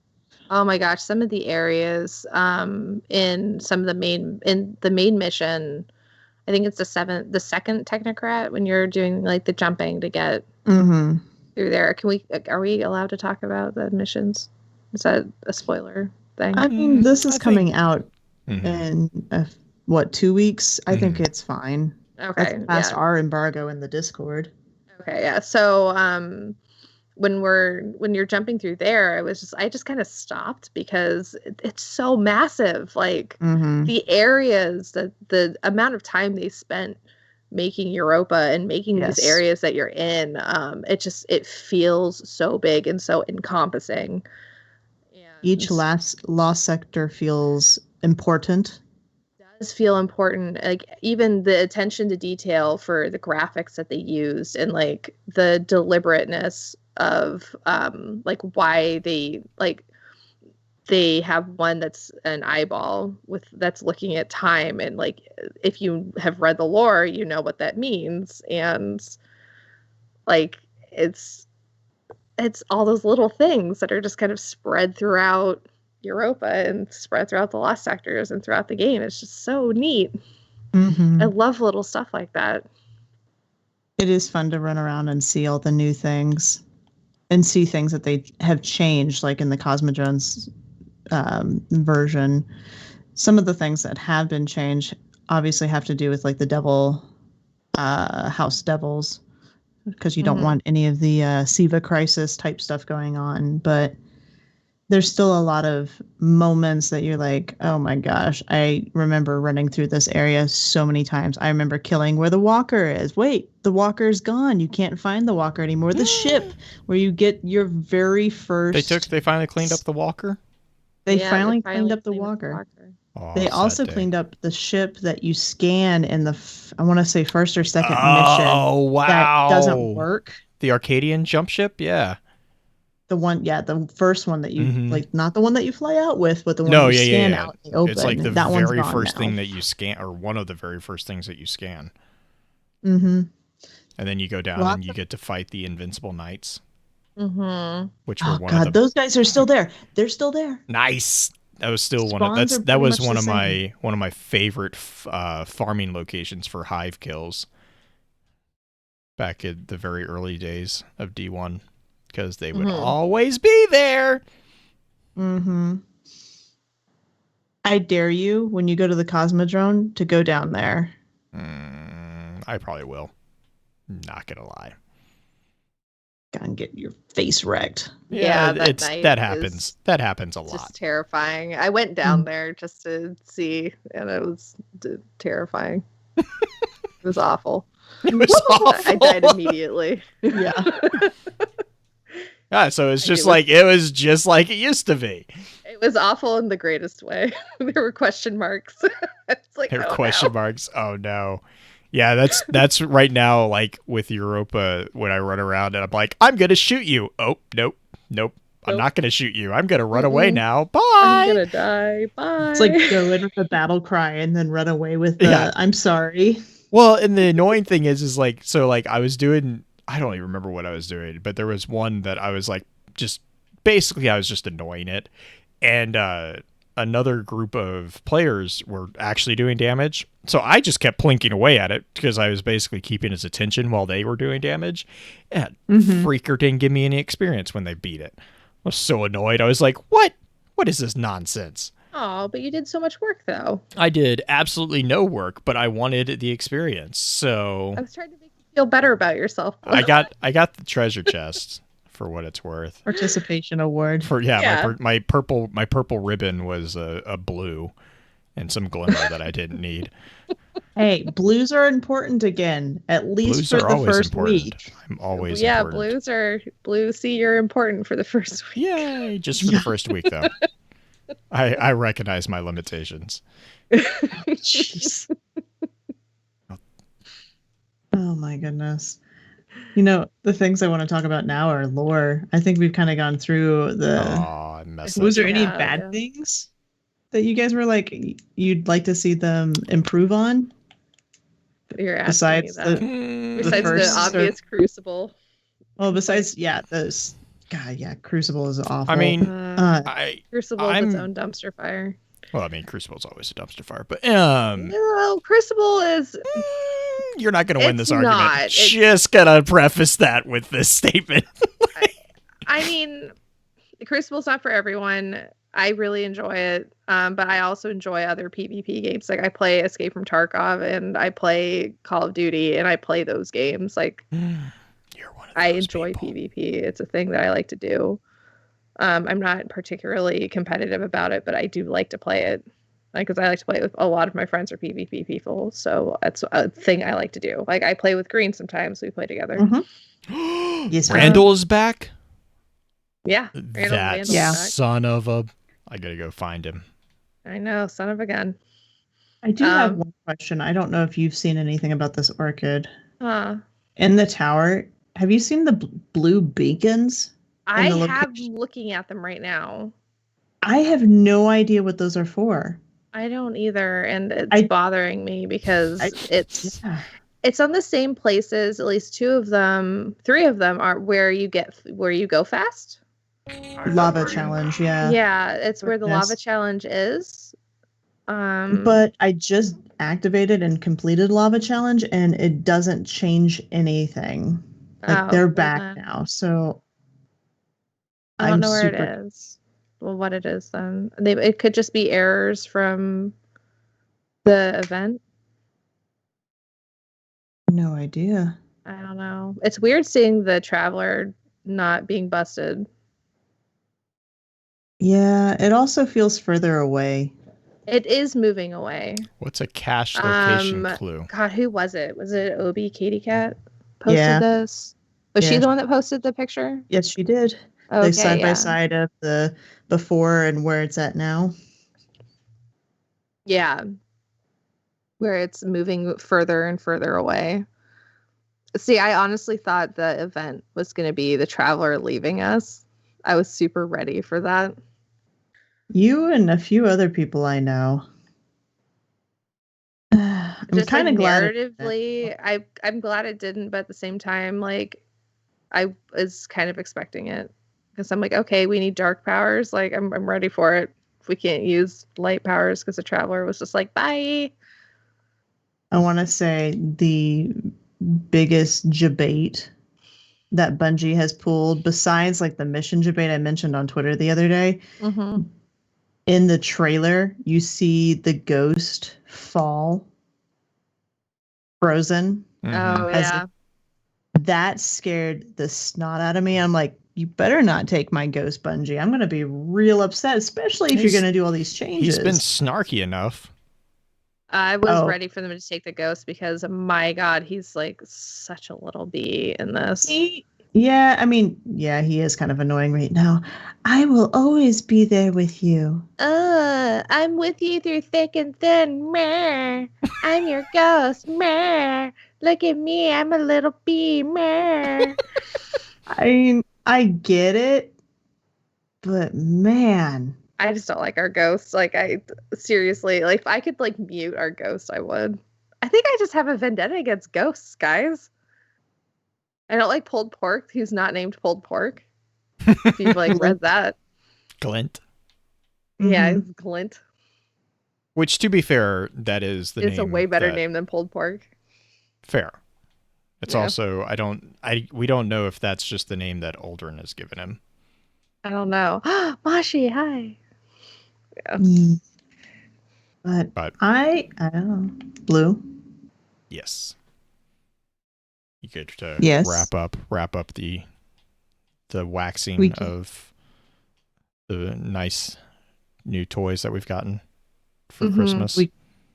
We can, if you'd like. Okay. So shoutouts. Shoutouts to the devs who did a large chunk of this from home. Yep. Oh, yeah.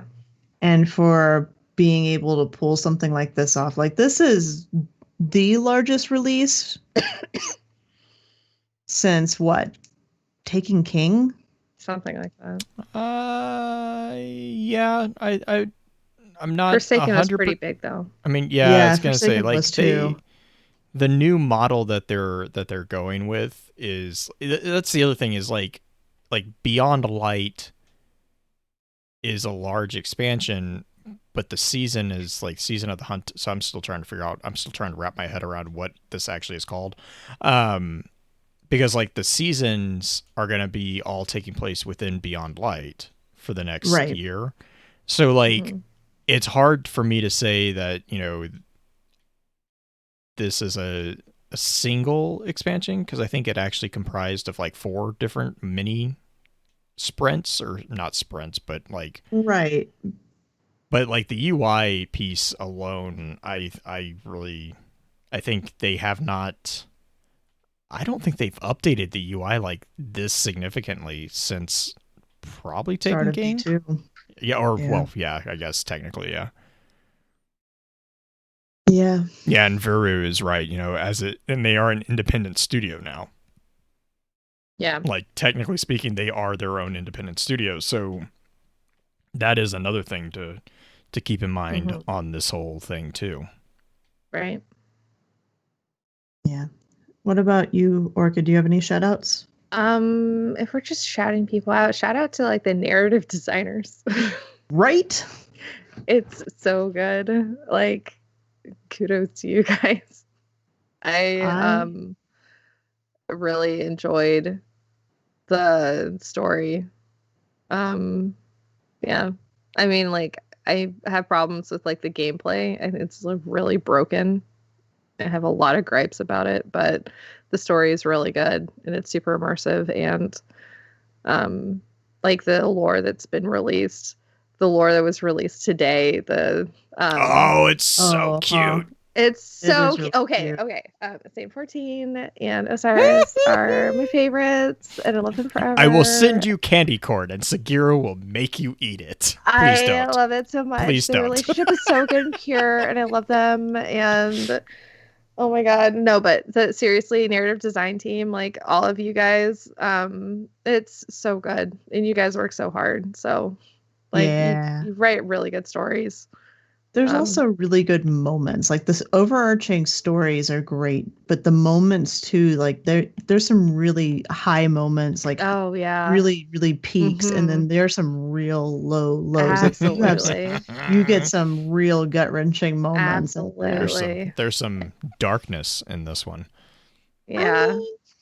There really is, though. If you want to just hit it on the head a little bit too hard, it's fine. Yeah, let's talk about exo experimentations. If you want to, yeah.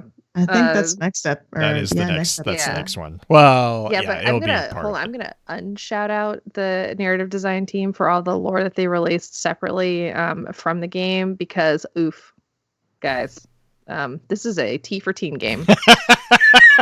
There was a reason it was released separate from the game.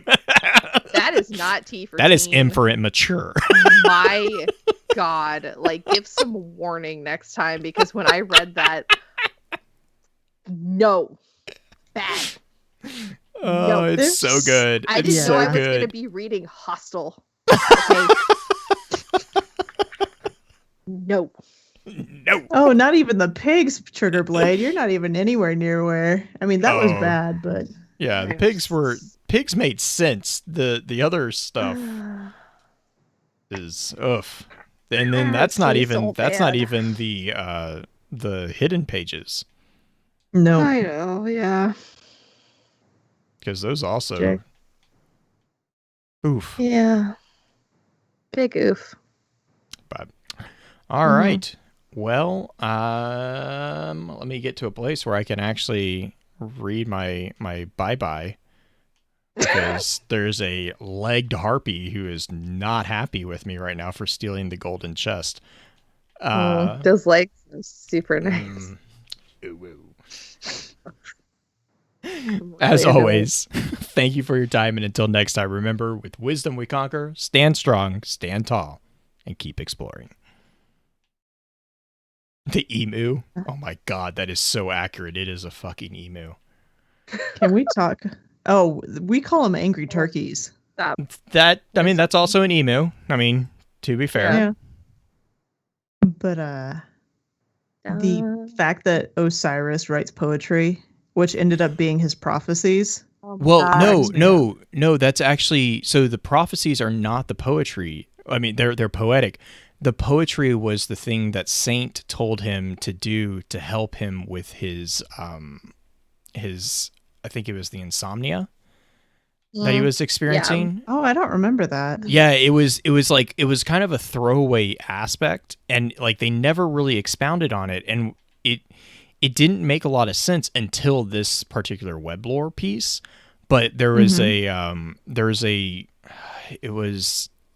was the line about Mercury where he was describing the wind of Mercury. And everyone was like, oh, so he was talking about the prophecies. No, Saint actually told him to write poetry to help. I can't remember what exactly it was, but it was something that he was having trouble with. And Saint's kind of like advice was, no, you should do this to help like basically get rid of the nerves, if you will. I'll have to look it up. Yeah. But yeah, it was really cool seeing. Yeah, it wasn't anxiety, but it was something like that. But it was really cool seeing that actually getting called back in this web lore. And also the fucking adorable snark of Sagira, who's like, Geppetto keeps asking me if you've looked under your seat. Geppetto keeps asking me if you looked under your seat. I also like how she just goes and gets it herself. Oh yeah, she finally is like, fine, I'll get it myself. Do you want it? Oh, I thought you didn't want me to read it, or I thought you weren't interested in what it says. Basically, he says, good job on the poetry. It's so cute. I love everything about it. Also, my friend Mandy tagged me on Twitter, so I would go read it because she's just like, you need to read it now. And whenever she does that, I know it's Saint 14 Osiris. So I also love how Saint embraces him at the end. Like they just blatantly call that out. Well, it was fun too because before that, he lays his hand on his chest. He actually he touches him, and then they do have the hug. But also the fact that like Osiris goes out and apologizes to all the major players that are in the web lore, and the call out that Sagira is like, well, why are you waiting until Saint? Why are you waiting to go to Saint last? And he's like, because he's the most patient. I thought that was a really kind of a cool little. He's the most patient because he makes him wait every single time because he never answers his freaking text messages. It's like burp husband. Respond. Yeah, because his homing pigeons keep dying in space. He's not using the right homing pigeons.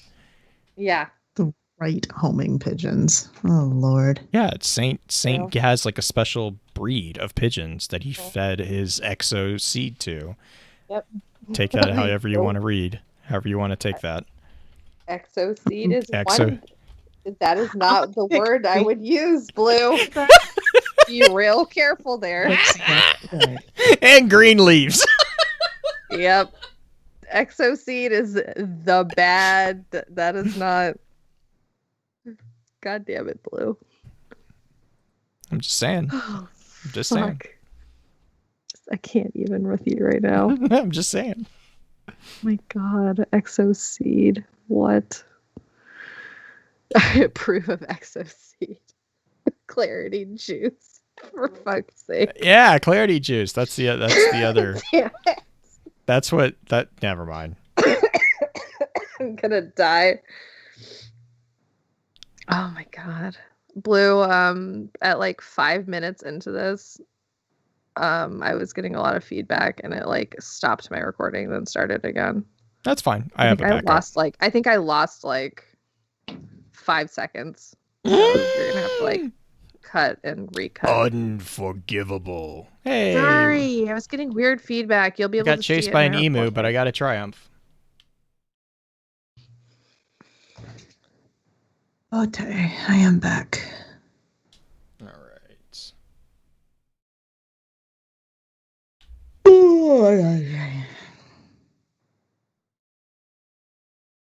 She's fired. What's that? I keep wondering if I'm fired. Why would you be fired? Why is she fired? I don't know. She's being self-conscious for some stupid reason. No, still here. Still here. Clarity juice, Blue.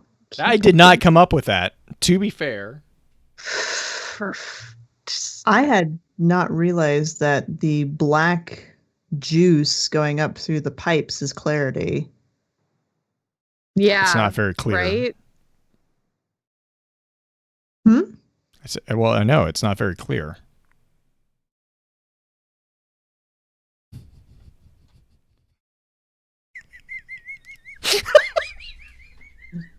I'm done with you. I'm going to delete you from this call. It's just going to be Green and I are going to do the rest of this.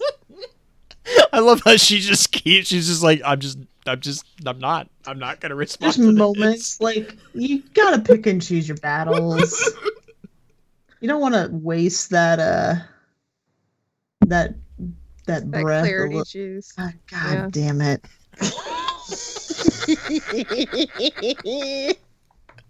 Got both of you now. I play both sides. Yeah, you do. Wait, what? I do.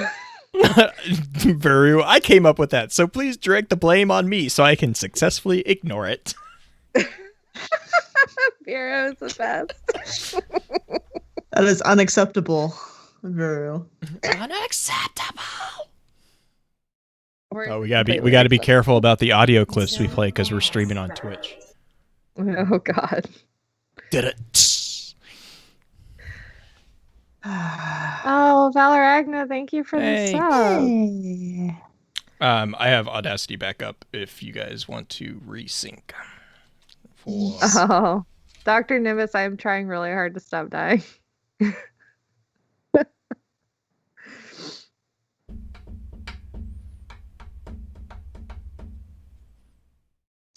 The Phasmophobia copyright strike.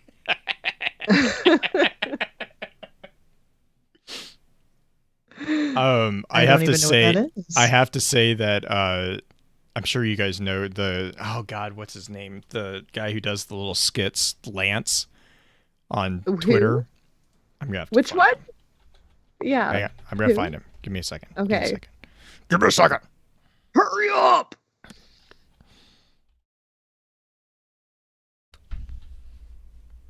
Oh, Pat, now that I have you, I have to tell you, I saw someone toaster a steak and thought of you and thought that was you just cooking new steak. I need to send you that TikTok. I see TikTok on Reddit, but I haven't tried to troll through it just to see. Oh, this guy! I saw this. This one is so accurate. Yes. There's a lot of them that he does, and I'm just like, yep, I totally see this. I love all of his stuff. He's funny.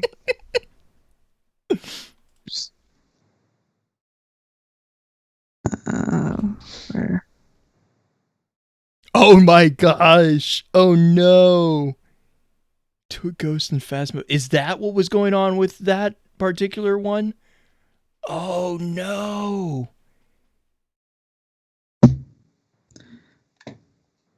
Oh, that's annoying as shit. That's funny. Okay, is my mic still cutting out? No. Okay. Oh no, Mashi, you saw it and you sent it to Dan. Oh jeez. Okay. Twitch is dumb.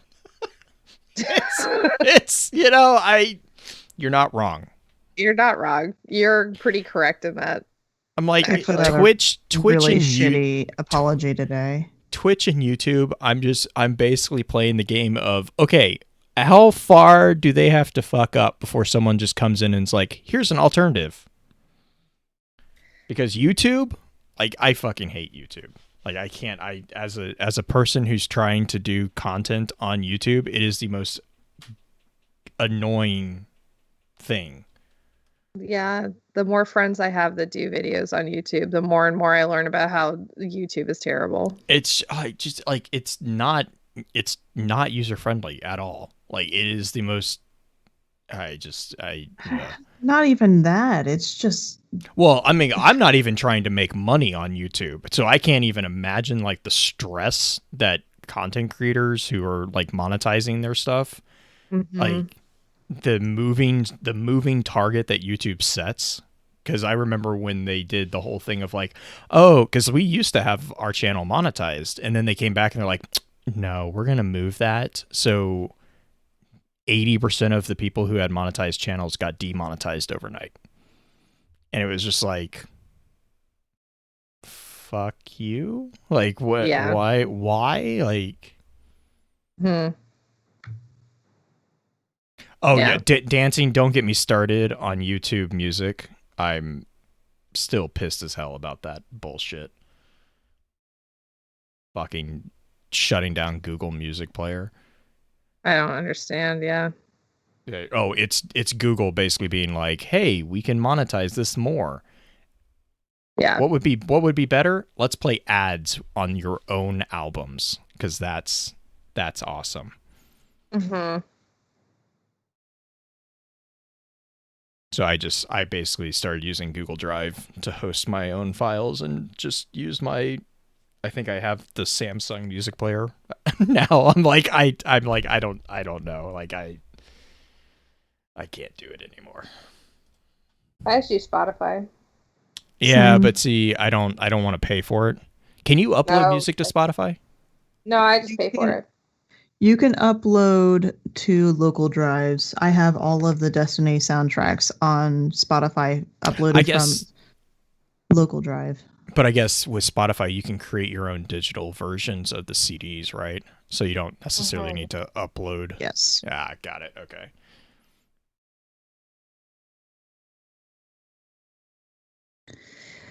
Let's be angry at Clovis Bray instead. That's so easy. Let's sync it. All right. Let's do it. Let's do it. I opened the wrong thing. Stop! It's okay.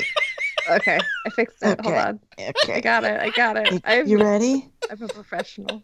You ready to touch the tip? Shut up, Blue. Let's get the clarity juice flowing. All right. Ready? Uh-huh. Orchid, you're still not fired. God damn it.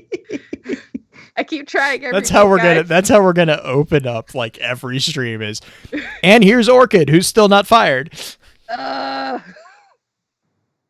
guys, I'm still here. I'm not fired yet.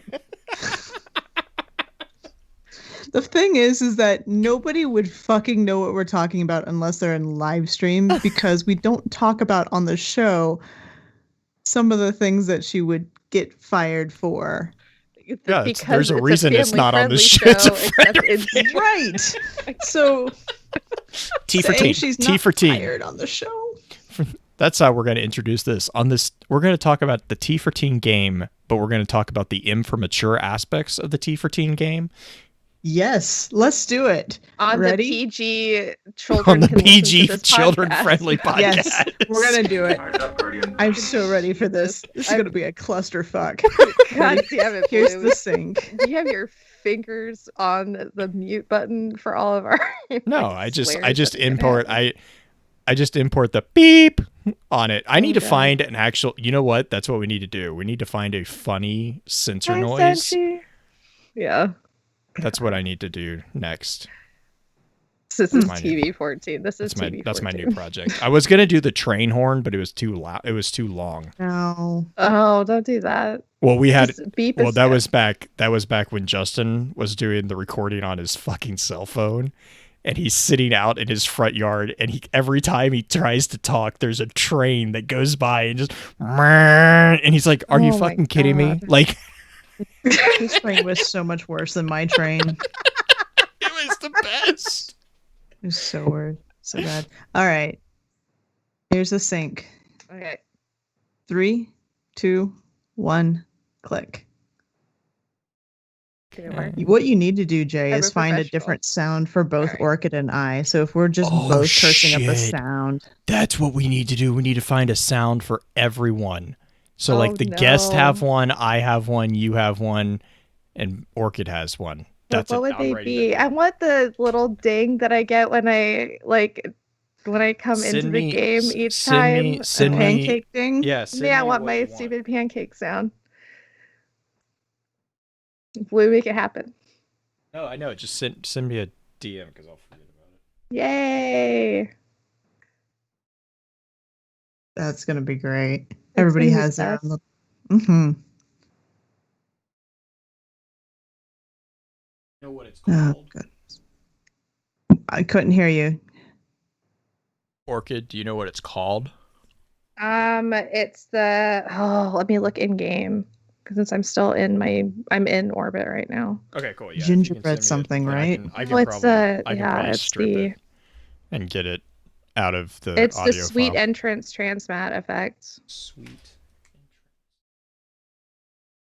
It works. The preview works fine, but when you're in the game, it's just like blink splat. I really want to be there in game, and I want so badly for my guardian to land first, and then see your guardian come in. Black. Blink splat. That's what it does. It's the saddest thing ever. I thought maybe if I switched ships, it would fix it, and it didn't. I'm almost tempted just to do the blink splat as your tone, like. And then there was this blink splat thing going on, and blink splat, and people would be so confused. Oh man! All right. Welcome to Focus Fire Chat, recorded live on November 13th, 2020, over on twitch.tv/FocusFireChat. As we continue our discussion, well, we're going to actually talk about Clovis Bray's journal this time. This particular episode will serve as what we have come to call the advanced session of the week's explorations. So congratulations to all those who signed up for a deeper dive, or, not a dive about the new expansion. I don't know where I'm going with this. Before we get any further, however, let's just run through a quick introduction of who all we have with us on the show. As always, this is your host, Blue Crew 86. And it is officially Stupid O'Clock, people, Green-Eyed Music Lover. Blink splat. This is a sweet entrance. Hey, it's Orchid with the blink splat. Blink splat. Yeah. Stupid transmat. She's a little salty that her transmat's broken, guys. She's been talking about it for the last 2 hours. 2 hours. Been That's here. how upset I am. Oh man! I mean, like Crucible's broken right now with stasis, but you know what? But really, the important thing that's broken transmat effect. It's the transmat. Transmat effect is the thing that's upset me the most. Oh man. So just a quick reminder at the top of the show, please let us know if there's anything on the lorenetwork.com that we can do to make it a more useful site to you. We do our weekly lore roundups for both podcast and YouTubes over there. If you're not already subscribed to the website, please do so. We kind of collect all the different content that we have from the various members of the Lore Network and put it all in one easy to read, easy to digest area. And then also just a general reminder, if you haven't already, we would love it if you could leave us a review over on iTunes. A rating and a review help us immensely to help us kind of get better at what we do, try to get better. Also, if you are feeling generous with your time, I know Green would really appreciate you to do the Destiny Lore audio file. Leave a review and rating over there on that as well. So for this session, just kind of jump right into it. For this session, we were going to talk originally about the family and then the Vex, but because we spent the intro session discussing the changes in Beyond Light, which I think was it was a good idea. I think that we had a lot to say on that. I think this session we'll spend talking about the family, because the Clovis Bray family is an extremely important aspect, obviously, of Clovis Bray's journal. And then we'll just move the Vex discussion to next week, because we were going to plan on talking about the Exos next week. So the Vex and Exos, I think, would be a very good back-to-back conversation piece. Green Orchid, does that sound like a good plan? Yeah. I know Orchid, we had talked about putting Vex talking about the Vex before the Exos. Yeah, I think you need to know about the Vex before you know about the Exos. To make sure that everything's clear. You cannot pull references from in between episodes. I just love how annoyed Green gets when I do this. She's just like, you can't do that! In the podcast, listening will know what you're talking about and why Orchid and I are so upset about it. Yep.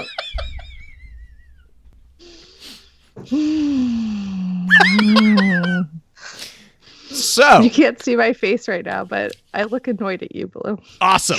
All right, so cocktail knowledge of Clovis Bray family. Most people who have played Destiny for longer than just this DLC will recognize the name Clovis Bray. Basically, they are a family of infamous renown, the members of which were multiple members, but were pretty much through the family's progenitor heavily involved in many of the cutting-edge developments that took place during the golden age of humanity. So when we talk about the Clovis Bray family, what we're actually talking about is Clovis Bray Sr., which is the very first big name, his son, Clovis Bray II, or Clovis Bray Jr., and then Clovis Bray Jr.'s children, Alton Bray, Elizabeth Bray, Anastasia Bray, and Wilhelmina Bray. So that they are also named Elsie, Anna, and Willa. So all of these individuals were involved in some way or fashion with the Clovis Bray company, which is an important distinction because there is the Clovis Bray family and then there's the Clovis Bray company, and they're both called Clovis Bray, which kind of can get a little confusing.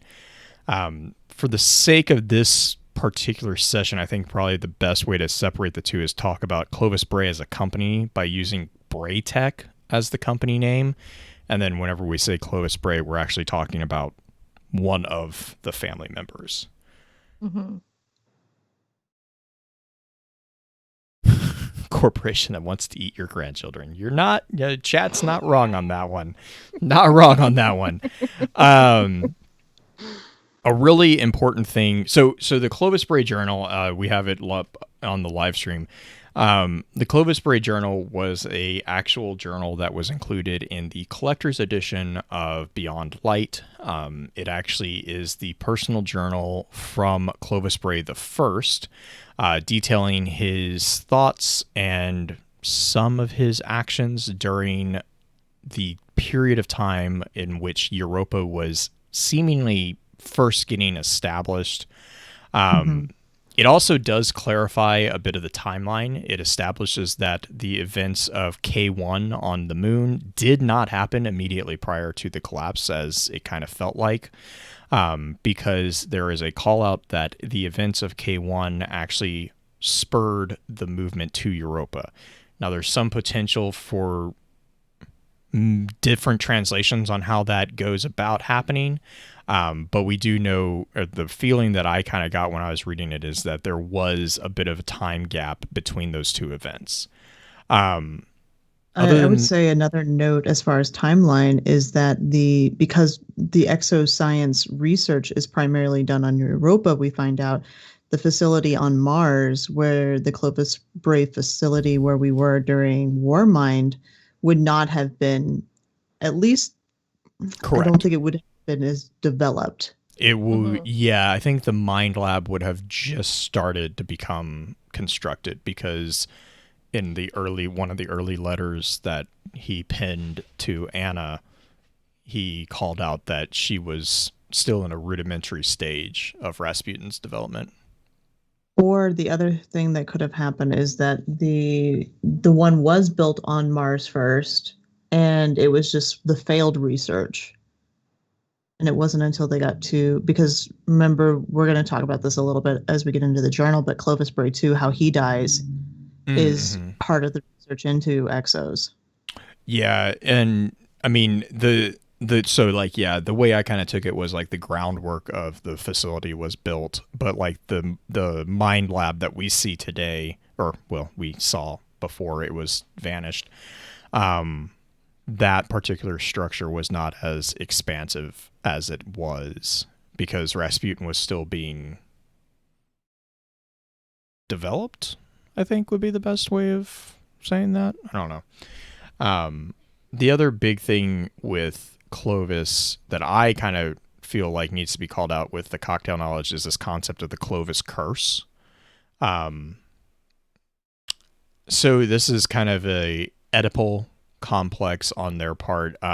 He through trying, well, it's more of a self-fulfilling prophecy, which, whatever.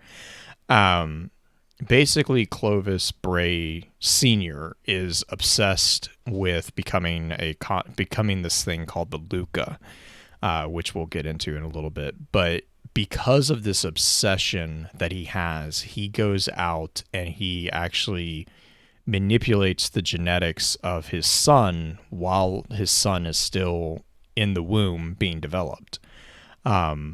This manipulation arguably is one of the catalysts that results in a neurodegenerative disorder, which will be later kind of described as the fatal Prion insomnia.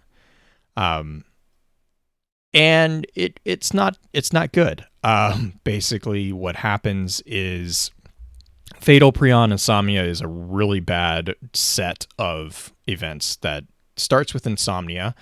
And anyone who knows anything about insomnia knows that this is probably not going to end well, because as you get more extreme cases of insomnia, your brain literally starts eating itself, and you will start going through different levels of dementia.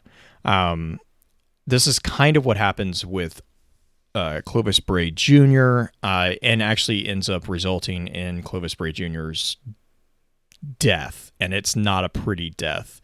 I guess this is probably also a good time that even though Destiny is T for teen, a lot of the content that is covered within Clovis Bray's journal and within some of the lore books is not T for teen. No. And I appreciate it because it kind of puts gravitas to the story of Destiny. I think that it also does need to get called out that this is probably one of the darker stories that we've seen. It's the darkest, I think, honestly. The only reason I hesitate is like the Hive have a lot of darkness in there. But the Hive darkness is different because I think that lends itself to it being rather alien and separate, because that is their own sword logic and their way of doing things. But I think this is darker because they're human. You can relate and empathize. Character are a human, and you don't necessarily know what it's like to live the life of a hive. Right. But when you have a human doing these terrible acts, it's a lot more real and a lot more, I don't know. I think it's a lot more horrific to see a human doing these rather than seeing a hive knight or, Well, and I'm thinking about the xenocide that the Hive performed in the Crusades towards their sword logic. Like I don't know, like it was not spelled out as in much detail as the Clovis Bray story has been. I will give you that. But the implications, I would argue that the Hive far surpass anything that Clovis has ever done. Just simply because of the way that the Hive advanced their knowledge through things required significant sacrificing on a level that Clovis might have one day achieved if he had been given the same, playing level, but it's not as called out as it is in the journal and within especially some of the lore books that we've gotten. The other, to kind of go back to the Clovis Curse, the other really important thing here is that it is confirmed to have been passed on to Elizabeth or Elsie. This is a very big point within the journal, because this is actually the driving factor that gets Elsie back. I wouldn't say under the wing of Clovis, but it's the catalyst which makes her come back into the fold a bit. Not that she stops her being her own self, as we might get into, especially later in the book. There's a really sad section where she kind of has a disagreement and Clovis puts her down, literally. So there's a couple things there that Elsie still has. She still is definitely her own person, but because she is an inheritor of this Clovis curse, she does have this kind of ticking time bomb that she has to contend with, and that is prompting her to be a little bit more open to Clovis's influence than her siblings are. Well, there's also something that she says during a mission that you haven't played and don't plan on playing because you don't want to actually play Stasis to get to that scene. Spoiler alert. I'm not actually going to say what it is, but needless to say, Blue won't actually ever learn what it is either. Yeah. No. You got to play the game, Blue. Nah, I'll just read about it. Apparently that spoils it for people too, so Elsie has the Clovis Curse. Willa Bray, who is also a half biological sister of Elsie. Would you consider it half? How did that work? No, because we decided. So in the journal, what's called out is Clovis Senior manipulated Clovis Jr.'s genome. The way that he did this was he removed. Let me see here real quick. I have this.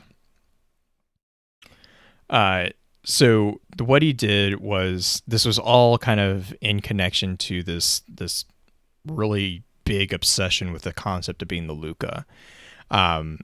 And so what he did was he went in and he replaced his son's mitochondrial DNA with his own, because usually this DNA is from the maternal side. And it was because he did this, and this was all stemmed from a desire to know that he was his son's cellular engines, powering his existence completely. He wanted it only to be him that was in his son. And because of that, basically what happened was he created this situation that if he had just left it alone then, probably wouldn't have ended exactly as badly as it did. But then what he also did was, after Bray Jr. was born, he continued to experiment on him. And he, at one point, actually, through experimentation, managed to get Bray Jr. to a point where he did not require, or where his body did not desire sleep. So he achieved a state of sleeplessness. But when that was done, that in combination with the genetic manipulation, it basically resulted in a disease that Bray Sr. identified as fatal prion insomnia. This was something that was so degenerative that it basically required a really drastic measure to quote unquote cure, which is basically Bray recognizing that he effed up and wanting to fix it. So in order to fix the problem, he uploaded his own son into a prototype exobody, which was another experiment that he was doing to become the Luca. And this resulted in a absolutely catastrophic failure because of a multitude of problems. But basically, the result was that the uploaded version of his son literally tore itself apart on the operating table in front of him, and killed himself through he basically had a psychiatric break, and in the throes of this, not only were there hardware issues, but the software not recognizing what was going on, he basically committed suicide by ripping himself apart. And apparently it was a very traumatic event. And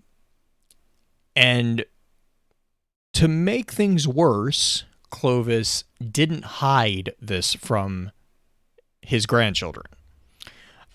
So it's not ever called out. I kind of get the sense that they knew the full details of what was going to happen. Or they had the full details of what happened. Willa goes as far as to insult him with a really poorly phrased Greek term, megalos krios pateras, which is basically the best translation is big cold father, because he takes an approach during the funeral of Clovis Jr.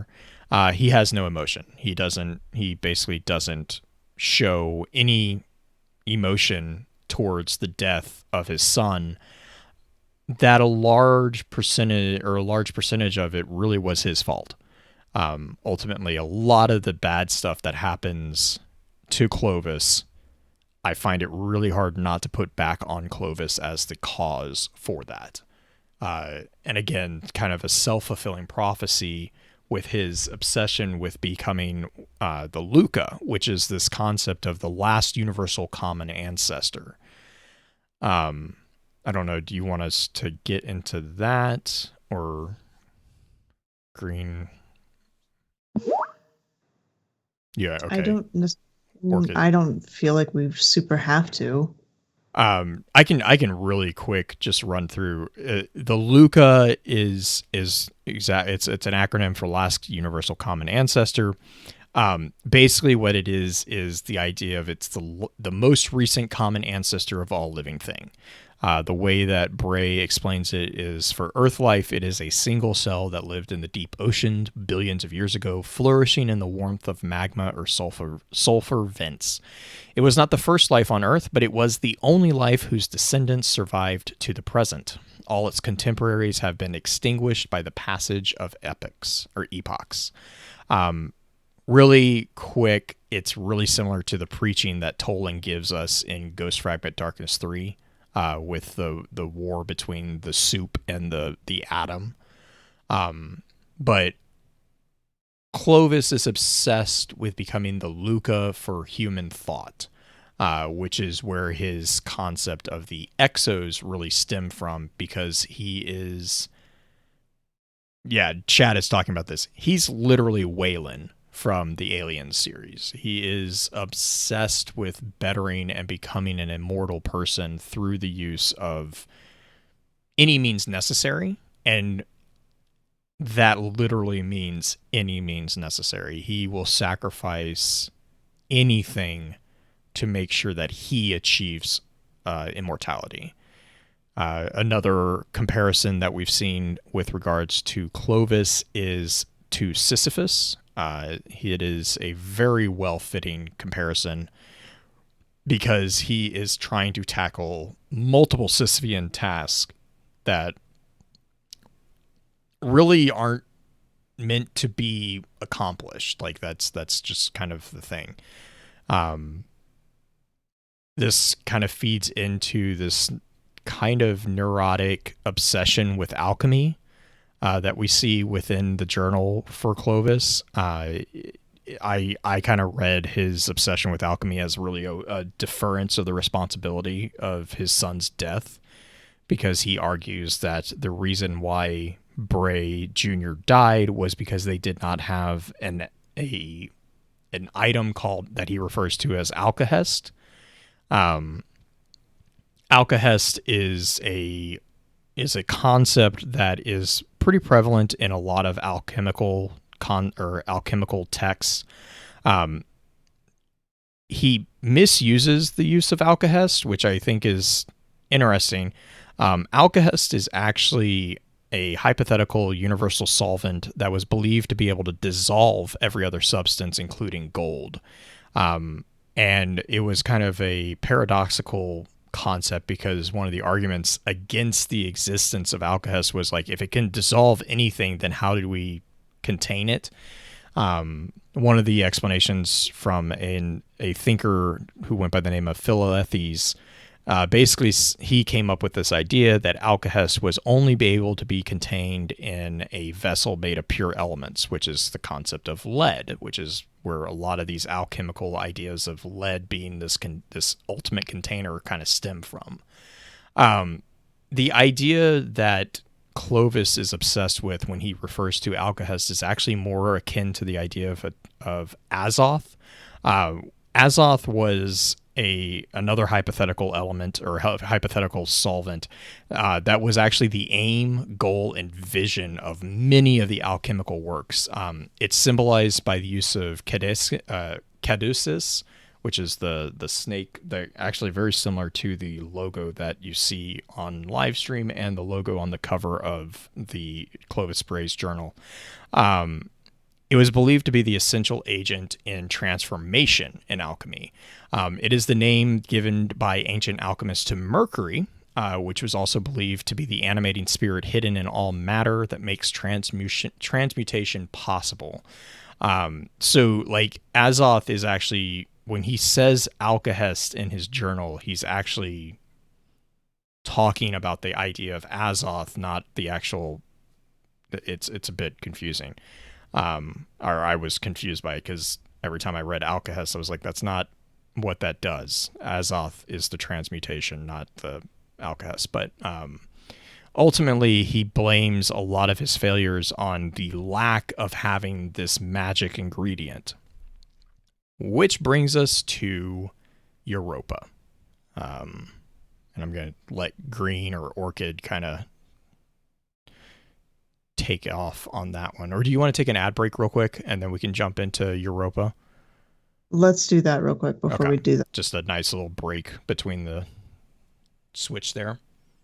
Mm-hmm.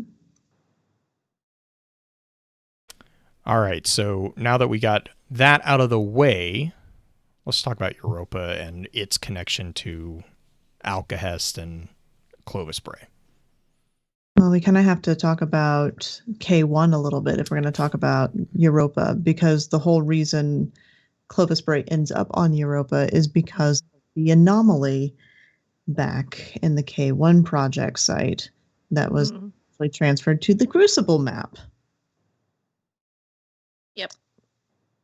Yeah. So throughout the journal, there's mentions of these visions that Clovis Bray has. And it is a connection with his clarity or Claire or whatever he's going to call it on whatever day. But he has these visions, and in the visions, he believes he's been told that he will find the answer to this problem, the answer to immortality, essentially, how to live forever. And it is with the help of whatever he was going to find on Europa. He was led to Europa. And the clarity, do we know the statue is that we know that it is related to darkness and related to stasis. I have not seen anything, and granted, I have not played. I'm in the process of playing through the campaign right now. In the books that I've read and the content that I've read so far, I have not seen a call out to describing what clarity actually is.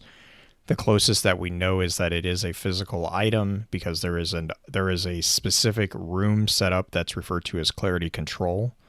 And then the way that it's interacted to create the alkahest, it requires it to be a physical item because it requires exposure to clarity. But I have not gotten a description of what clarity is. At least not in the same way that we got the description of like the K1 amorphous ball. Right. So they land on Europa. Europa is an incredibly hostile environment, not only from the frigid temperatures, but also the radiation it says that it was pretty early on that you would basically live for 24 hours or 48 hours maximum with exposure. But he goes there with a small team, and they start to set up this colony there, which consists of the various areas that we see, primarily starting with like the bunks, right? Like that. What was the location called? I don't have it pulled up right now either. Orchid, do you know what it was called? No, I have no idea. Basically, the top left of the map before you go into like the specialty areas. But the Eventide? Yeah. Okay, yeah, I closed Destiny, so. It's oh God, I just blanked Eventide on it. Ruins. Eventide, yeah. Eventide was the living quarters, basically, for all of it. For all of Clovis Bray, yeah. But they started developing these experiments out there. He found her. Found Clarity. He found, I mean, oh my gosh, chat was making a silly by saying Luca and Clarity sitting in a tree. It's not far from the truth in some ways. Nope. Oh gosh. But once Clovis Bray starts experimenting out there, he just really kind of gets the feeling and discovers that he's going to need help from one of the granddaughters. And he writes letters to all three of them. He writes letters to Anna, Willa, and Elsie. But he only sends the one to Elsie. He never push send on Anna or Willa. There are very different tones in all three of those letters. But Elsie was definitely the most straightforward and almost guilt-tripping. But it was also the shortest. Yeah. And I think, to me, that's because, at least the way I was reading it, is Elsie was also the one that he had the most dirt on. He had the most leverage to manipulate over. Fridge, absolutely. Considering that she has the same or had the same neurological disease that her father had. It just wasn't in later stages of it. It hadn't started setting in. And he basically bribes her to come out there because he promises to help her try to fix it. And I mean, like Willa, he calls out. This is where we get the idea that we get the sense that Willa, basically called him to the line on over her father's. It almost feels like it was over the casket of her dad. Like it's the kind of the picture that I get. And then Anna is like, he's like, he doesn't have anything on Anna. Like that's the feeling that I get is like, he's like, you should stop playing with the war. Like, I mean, I don't know. Like I reason for that. What's that? I said there's a bit more of a reason for that because he doesn't seem to have as much connection to Anna. He thinks Rasputin is kind of a waste of time. Yes. The paranoid machine. Yes. Like he has very little connection, I feel, with Anna. And that may also be based on the genetics of Anna herself. Mm-hmm. Compared to his. But I don't know. I mean, the other two don't even know where Elsie goes. This is when Elsie disappears after Mars. Which, I mean, that speaks volumes too. Is they like this family is the stereotypical like political wealthy family that you always see in the movies. That like all the secrets are, they all have different machinations running against each other. It feels like. The funny thing that I did find about this is like Alton is largely left out of the entire thing. Like Alton is actually not included. like at all. Like there's a comment about Alton in the beginning, and then obviously it focuses down on Elsie near the end. But during this entire stage right here, he doesn't really, like, there's no mention of Alton at all, which I found that kind of intriguing. I don't even know how to interpret that. Like, why he would just ignore him. That's why I kind of find it intriguing as well, is because I'm like, I have no idea why, because he calls out, what was it? He calls out that Alton has, of the 4 grandkids, Alton would be the closest to his father because he is a male. And that's when we get what I refer to as Clovis Bray's translation of women are weird, because that's when he starts talking about like the genetics of the female genome, I think, is when that was taking place. And not gonna lie, I wanted to chuck the book when I got to that point. I had to stop reading for a second because I actually got mad when I read that. I did too. I was like, I was really, all I could see was like him basically being like, women are weird and we don't understand them. And I was like, this is true. Women are weird and we don't understand them. Moving on. Like that's like, it does not come across that way. Like, right. No, yeah. It is an egotistical man being very I definitely, yes, I will definitely agree that is the sense that you get as you read through this. Can we go back to the 3 letters for a second that he wrote to his granddaughter? So like I while you were talking, I kind of re-skimmed them again, and it read to me as though, because he wrote them in this order, I'm assuming, that he just kind of gave up and used all of his spoons in like the first 2 letters. That's fair. Honestly, I think I can read that too. I know, actually, well, I can it see read that. to me as though he's like, I used all these really good words. They were the best words. You see who I am comparing. Yeah. Even like you saying that and then scrolling through them in order, you could see that. Like, yeah, I see that. I feel like he spent hours on the first one, and he's using like the myth of the alpha wolf, and he spent so much time going through it, and you know that you called me this word in Greek, a very poor Greek, on the day of my son's funeral, and which is such a dick move. Like that is, oh my god, it's straight up BS, and I don't like it. And then the second one, I'm just like, wow. I mean, you're right. It feels like he doesn't have a connection with her, but at the same time, you don't put down the project that she obviously has like a strong tie to try to get her to stop having a tie to it. That's the wrong way to get someone to do a thing. Don't you realize that's what he? I mean, it's all about him.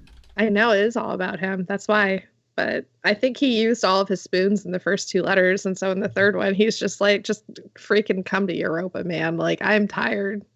These 2 letters that I wrote to your sisters are really hard. I really need you to just come do the thing. There are only 6 sentences in Elsie's letter. Yeah, do the thing. Elsie, I need you. Basically. It also took me as like that she would be the easiest to convince because she probably was the most curious as well. She also was the only one that had a threat hanging over her head too. Exactly. Yeah. And I actually find it interesting too because he does not mention that in this letter. No, he doesn't. He does not mention that until she sends back a letter telling him basically to stuff it. And then then that's when he pulls that card. Yeah.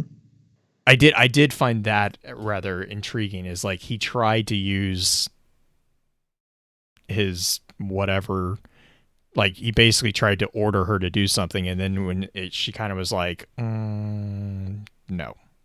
Then he was like, well, we know you're going to die, so this is your only it's hope. Not even know you're going to die. He starts describing in painful detail exactly how she would deteriorate. Yeah, exactly. What a jerk. Mm. And I want to punch his face. And I can't reach over the counter. Nope. I mean, that's an option. We know where he is. Can't. I like him too much. Bungie. Hate you, Bungie. It's so like, I loved that transition piece. That transition, I mean, right, but I mean, the way it was explained was like, I was like, I actually, like, because for as much as, excuse me, but for as much of an asshole as he is here, and he is a major one here, the result, the conversation that he and Elsie have when that transformation happens, you can, this is me, like, I don't know if you guys got this, if you've already read it or not, but it felt like he actually, because he had purged himself of these memories, he actually was the person that he was putting himself out to be in here. But that's the reason why he purged those memories. Correct. Which was, he killed himself in order to become a better human. So, and actually was not a human. I want to actually say the name because we haven't said who it was. We've just been describing it. Just say the name. Yeah, so basically Clovis is Banshee. No, Banshee is the best parts of Clovis. Mind wipe version of Clovis, which is partially probably why he has such memory problems. Yes. Because, well, he also is literally on his 44th wipe. Because he was Banshee 43. Well, he was Clovis 43. And then he took the name Banshee because that was the nickname that I think the other Exos on the area had given him. Jay, do you have the card so people can see that?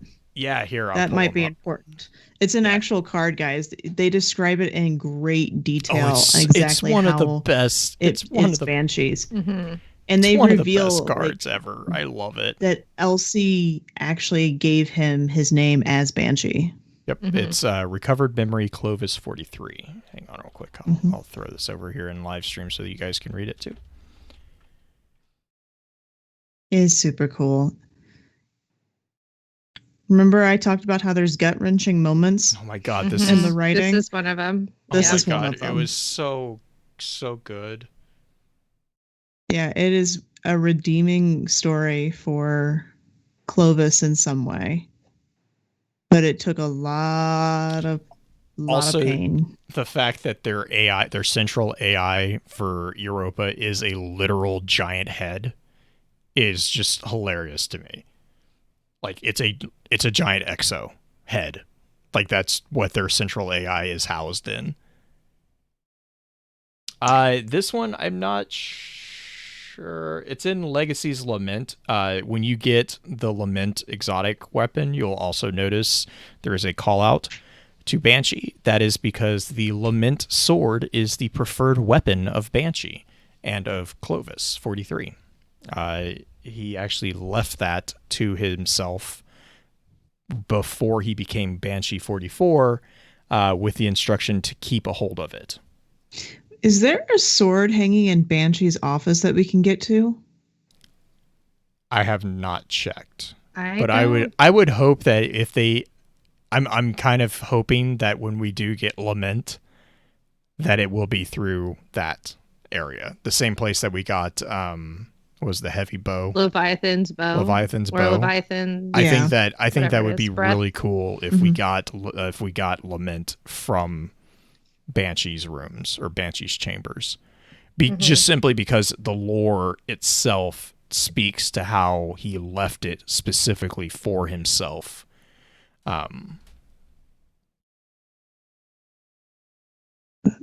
But like, so like the heart-wrenching part here is this part where he's like, he's talking to Elsie, and he's already like, the exoframe of Clovis 43 has already wiped the memories. He's already gotten all the memories of Clovis Bray from him, but he's talking to Elsie, and he's saying that he wants basically to wipe even more. Like he's talking about how with Elsie they had added. So this is the really disturbing thing. Elsie has had over 800 wipes. He talks about how they added banks E1 through 815 to the current imprint to bring all her memories back. And so he also then goes further and says, I caused that. He says that Elsie finally gets a grandfather worth her time, and now I'm about to get a fresh reboot. She deserves to know why. And so he's basically wiping himself as punishment for all the sins of his past self, and then goes on and, Elsie is trying to talk him out of it, because basically when this happens, she's going to lose him. And she says that he is not the Clovis Bray. To which he responds, I will always be the ghost of him, no matter how hard we try to ignore it. And you deserve to be free from that person. And then that's when he gives Elsie the journal for Clovis Bray. And he says, lock it away, or it's his journal, yours if you want it. Lock it away if you don't. It's mostly encrypted anyway. I read a bit. The kind of person I was, fear-driven, obsessed with legacy. I won't become that, not again. It's time for you and your siblings to rebuild the Bray legacy the right way, or tear the whole damn thing down. Fun fact, real quick, before you go on. Mm-hmm. That journal is the journal that we are trying to help Elsie unlock in game now with the skeleton key. Ah, okay. That makes a lot of sense then. And then this is the part that like gut punched me. He says, I don't really know how to say goodbye, but she does.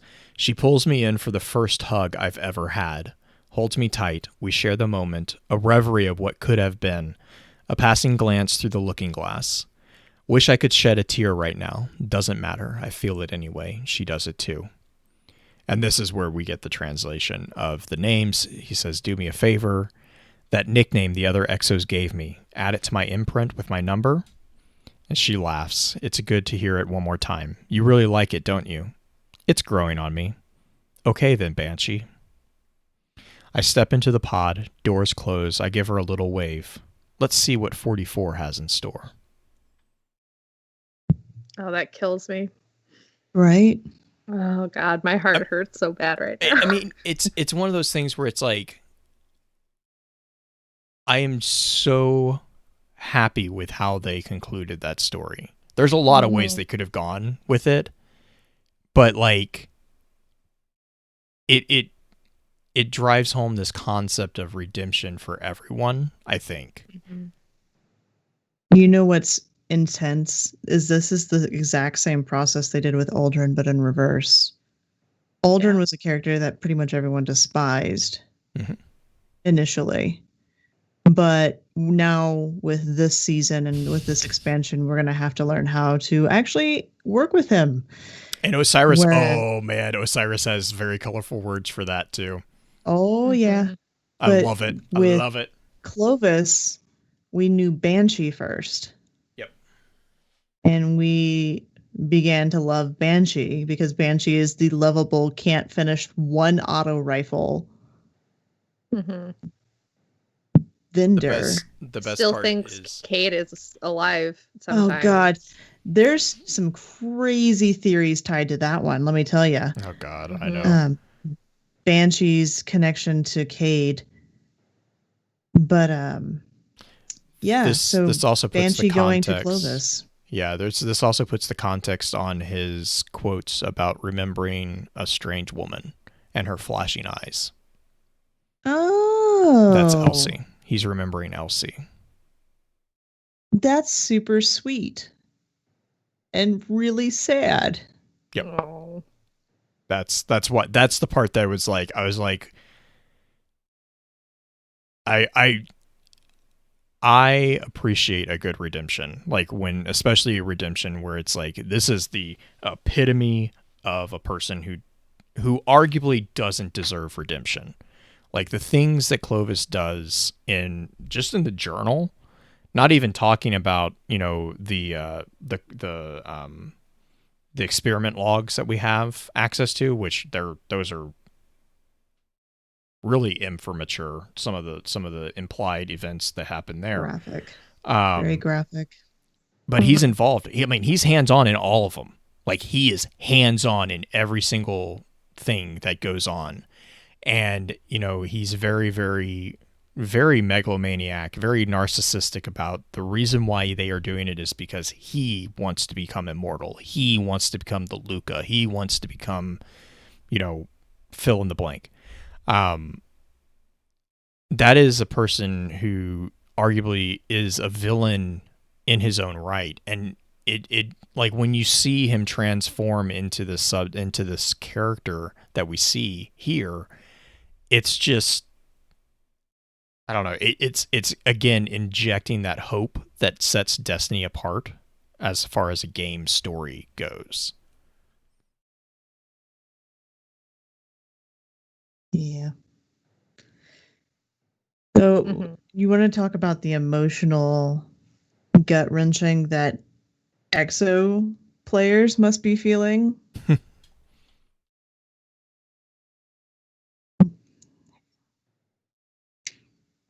Yeah. Go for it, Blue. Really quick before we do that, let's take another quick ad break just to kind of break it up, and we'll get right back into it and let you talk about the gut-wrenching EXO experience. Oh my god. So, guts, EXOs don't have those. How can they be wrenched? Yeah. Or maybe that is because they don't. I guess a wrench would be useful for a machine. Oh my gosh. You would need one if you were going to wrench guts in an EXO. This is true. Your dad jokes are terrible. You need Elmas here to give you a better... Seriously. He's way better at dad jokes than you are. I wasn't even that. I was just thinking out loud. But anyways, continue. God. No, it's just interesting because the amount of people that he goes through for the EXO project, the amount of people he goes through in general, not even just for the EXO project, is he doesn't see them as human. He doesn't see them as other people, as people who have families and lives. They are just lab rats. Right, which puts the darker tone on the whole Mars situation. That everyone kind of was like, oh, well, maybe it's not that. No, it is. It is exactly what everyone was afraid when they were talking about come to Mars and there's no limitations on what you can do. Like, we don't believe in moral, limitations of stuff. Yep, that's exactly as bad as you thought it was. I mean, I know Cole's always kind of felt iffy about him in general, but when I told her that Banshee was it, she has a hard time going over. Like, she's having visceral reactions to having to walk over and get mods. Well, really? Yeah. It's weird. To be fair, it's the same. I mean, like you had said with Aldrin, it's the same thing. It's an opposite version of it, right? Yeah. But I mean, it's not. There's an argument to be made that it isn't who that is. Like, that's not who Banshee is. Banshee is Banshee. Right. I was saying it's the opposite in how they presented the order, like make you like him first, but then give you the gut wrench. With Aldrin, you disliked him first, and now we're going to try to move to liking him. That's the only thing with the opposite aspect, but I could not imagine going through the EXO experience because EXOs also have their entire memory bank saved And a location on Europa. Technically, all of the Brays do as well. Well, 3 of the Brays that we know of so far that I can think of. So far. Clovis Bray Elsie. Jr.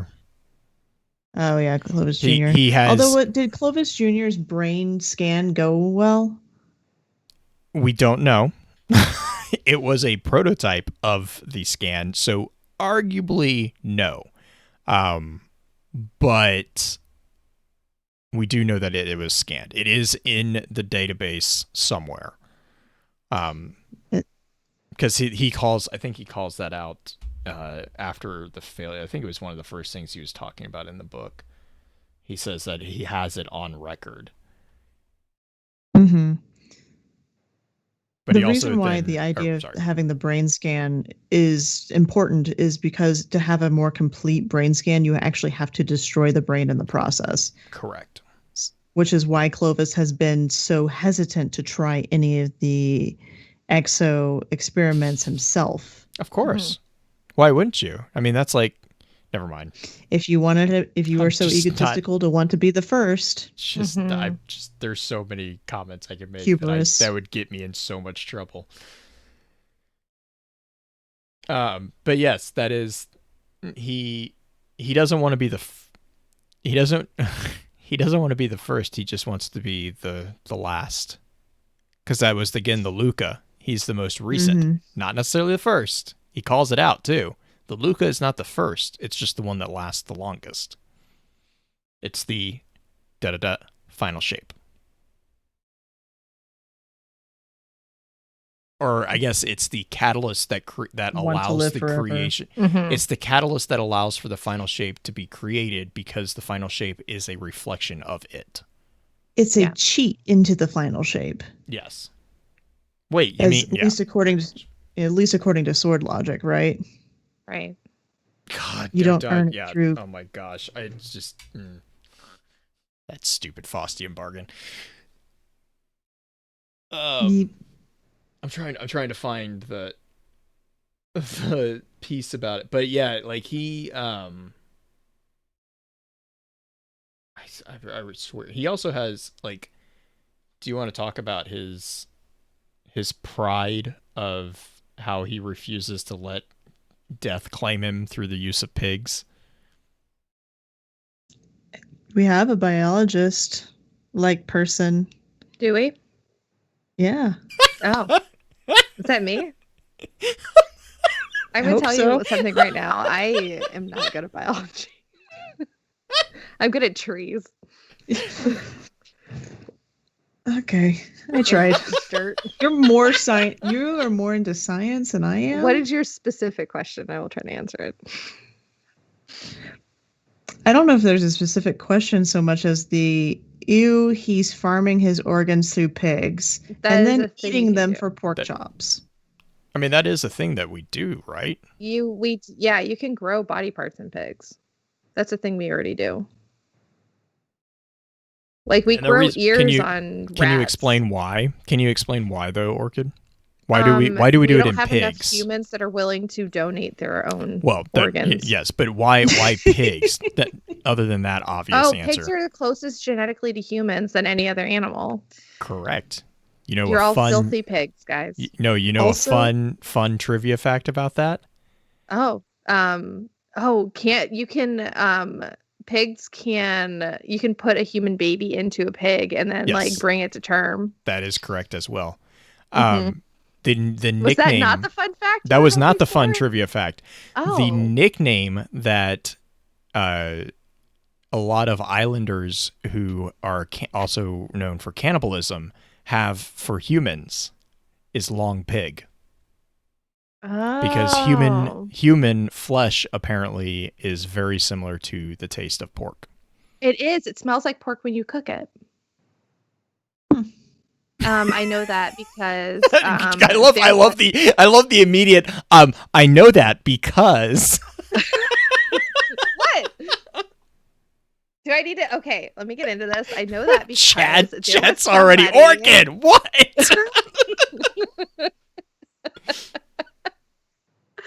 Now she's fired. No, because now she'll eat us. She doesn't know where we live. We're safe. Guys, I'm Jewish. I don't eat pork. Okay. I keep kosher. If you did not know that, I do not eat pork. Fun fact. It's a fact. Nor do I eat meat and cheese together at the same time. Nor do I eat shellfish. So. Question. Yeah. Would Clovis's name be considered a pun to the fact that pigs are cloven foot? That would be hilarious. We should keep that as a pun. I like how Dancing has decided that this clears you from the threat of cannibalism. She's clearly not a cannibal because she is kosher. Doesn't eat pork. Oh my God. That's so gross. No, there was a guy in Portland who lived near my mom's house that killed somebody and like cooked them in an oil barrel, and everyone's like he's making barbecue. Oh yeah. This was like years ago, but it was like a human. Yeah, and I guess it smelled like pork. Mm-hmm. That's true, because there's also lots of times when people disappear and they find out that there's a barbecue going on. Also, that's why you also don't trust anybody with a pig farm. Yeah. Because pigs will eat anything. They will eat everything except for the shoes.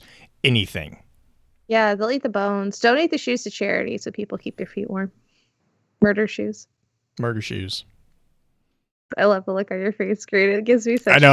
I'm tempted to continue going down the trivia path here because Green's reactions, but Mosh Pat was gonna make pork chops tomorrow. I mean, you can make pork chops, just make sure they're actually pork chops. Anyways. You guys are assholes.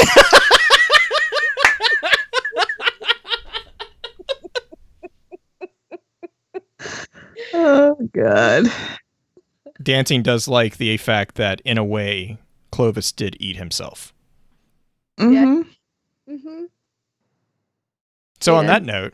He consumed himself because he knew that was the only way to become immortal. I don't want to go into the religious implications of that. He became an Ouroboros. Yeah.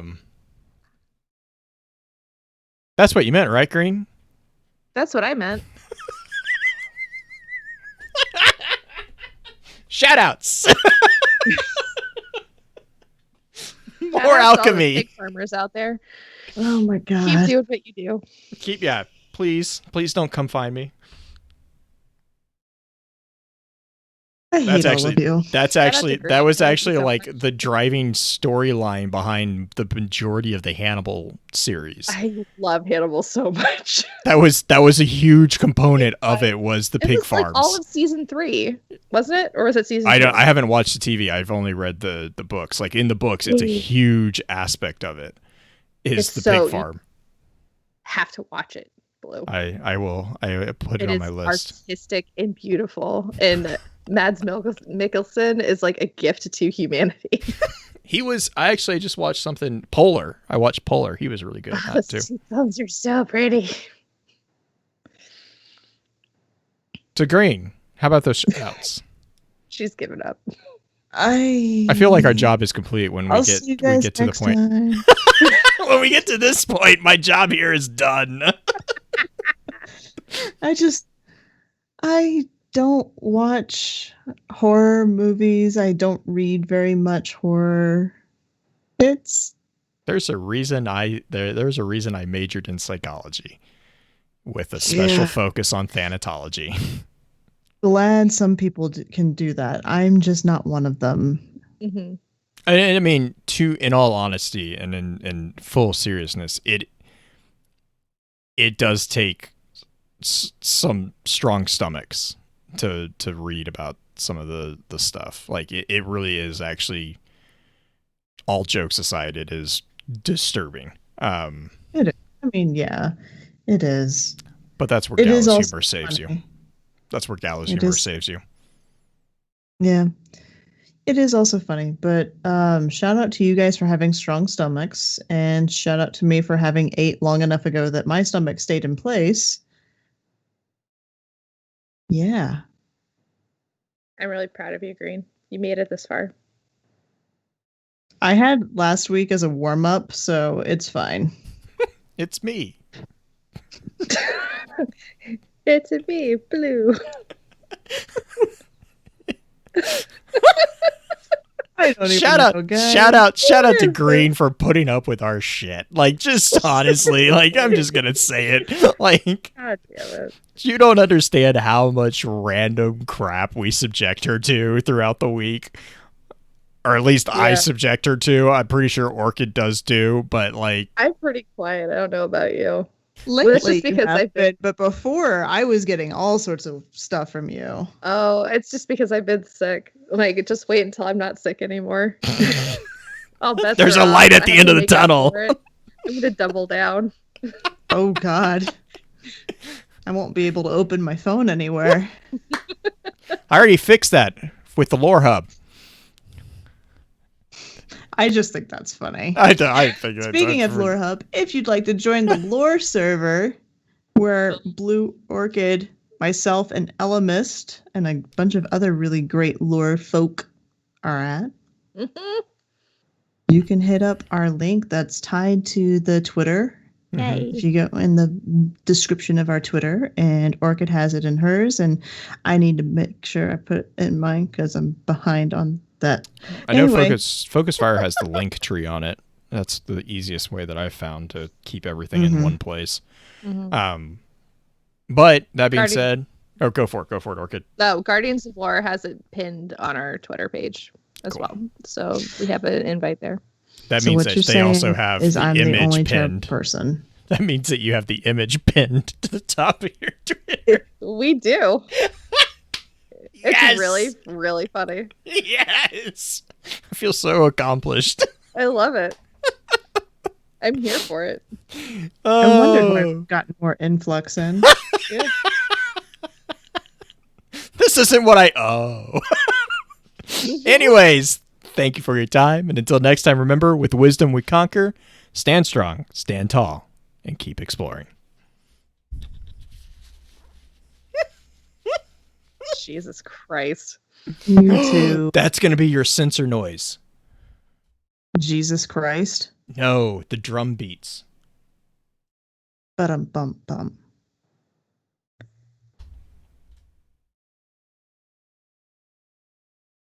Anyway, back to Exoseed. Are we talking about Saint 14 again? Yes. Was Green not here when we decided that he was a walking bird feeder? I want to say that was a Vuru thing. No, it was with That Elemist. was Elemist. Oh, that's right. And then we said because the That's because the homing pigeons. The homing pigeons needed to be able to fly in space. Mixed with his light. Yeah. Yeah, because that's how we got the homing pigeons able to go into space. Mm-hmm.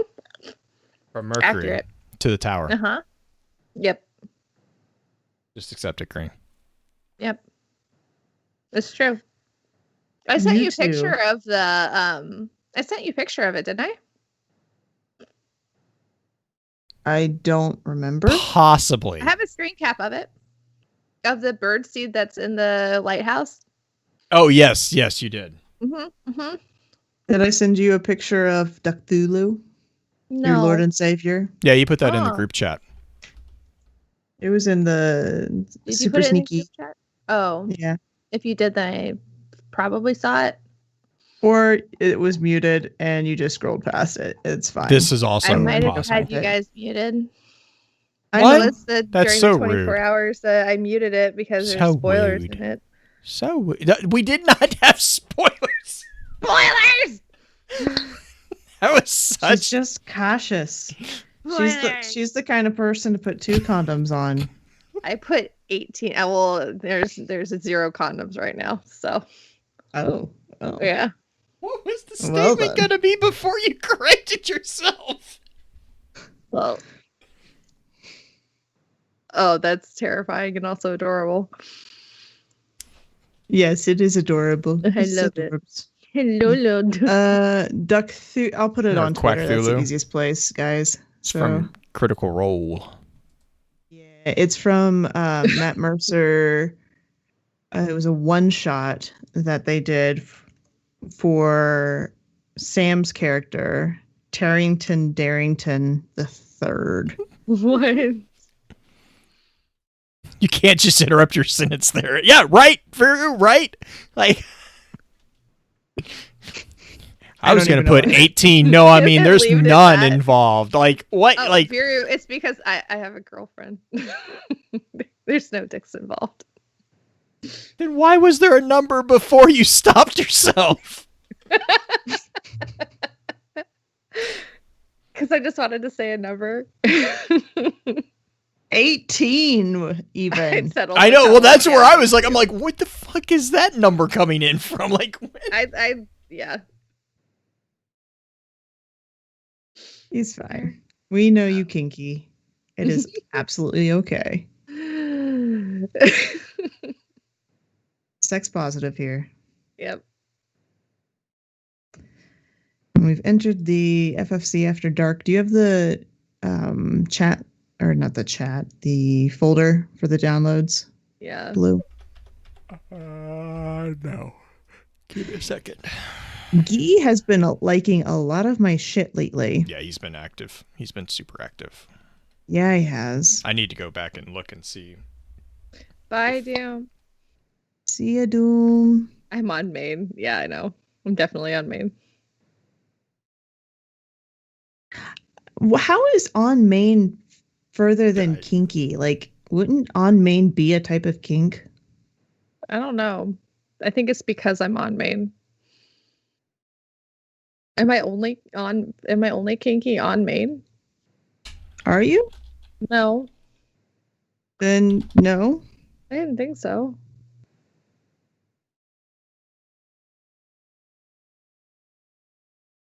I need the folder blue. Here. Why computer? Yeah. I copied link and then I went over and put paste and just hit enter because I'm like, I just copied it. And it's like, here's recovered memory Clovis 43. I'm like, that's not what I just, God damn it. Like, that's not it. That's the opposite. I mean, like the great entry. Still sad, but just a wee bit. Mm-hmm.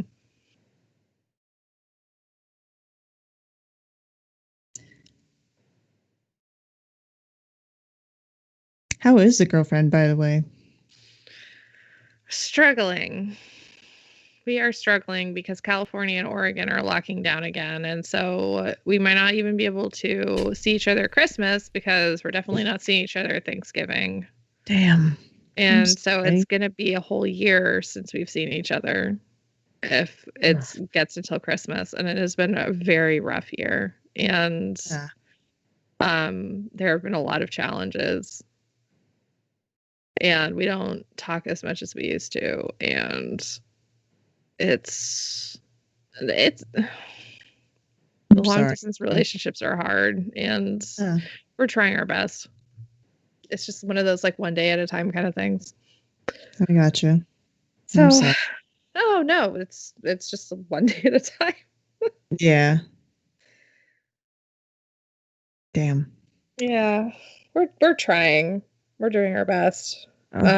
She did a lot of stuff for the election, so that's cool. It was actually, did I send you a picture? Someone at the at her like voting station that she was running, because she is managing one of the voting stations in California, like one of the areas that one of the schools that she was looking after, someone brought a bald eagle with them. That's awesome. I did see in Kansas, they were giving the people who were helping at the voting stations, they were giving out legit challenge coins.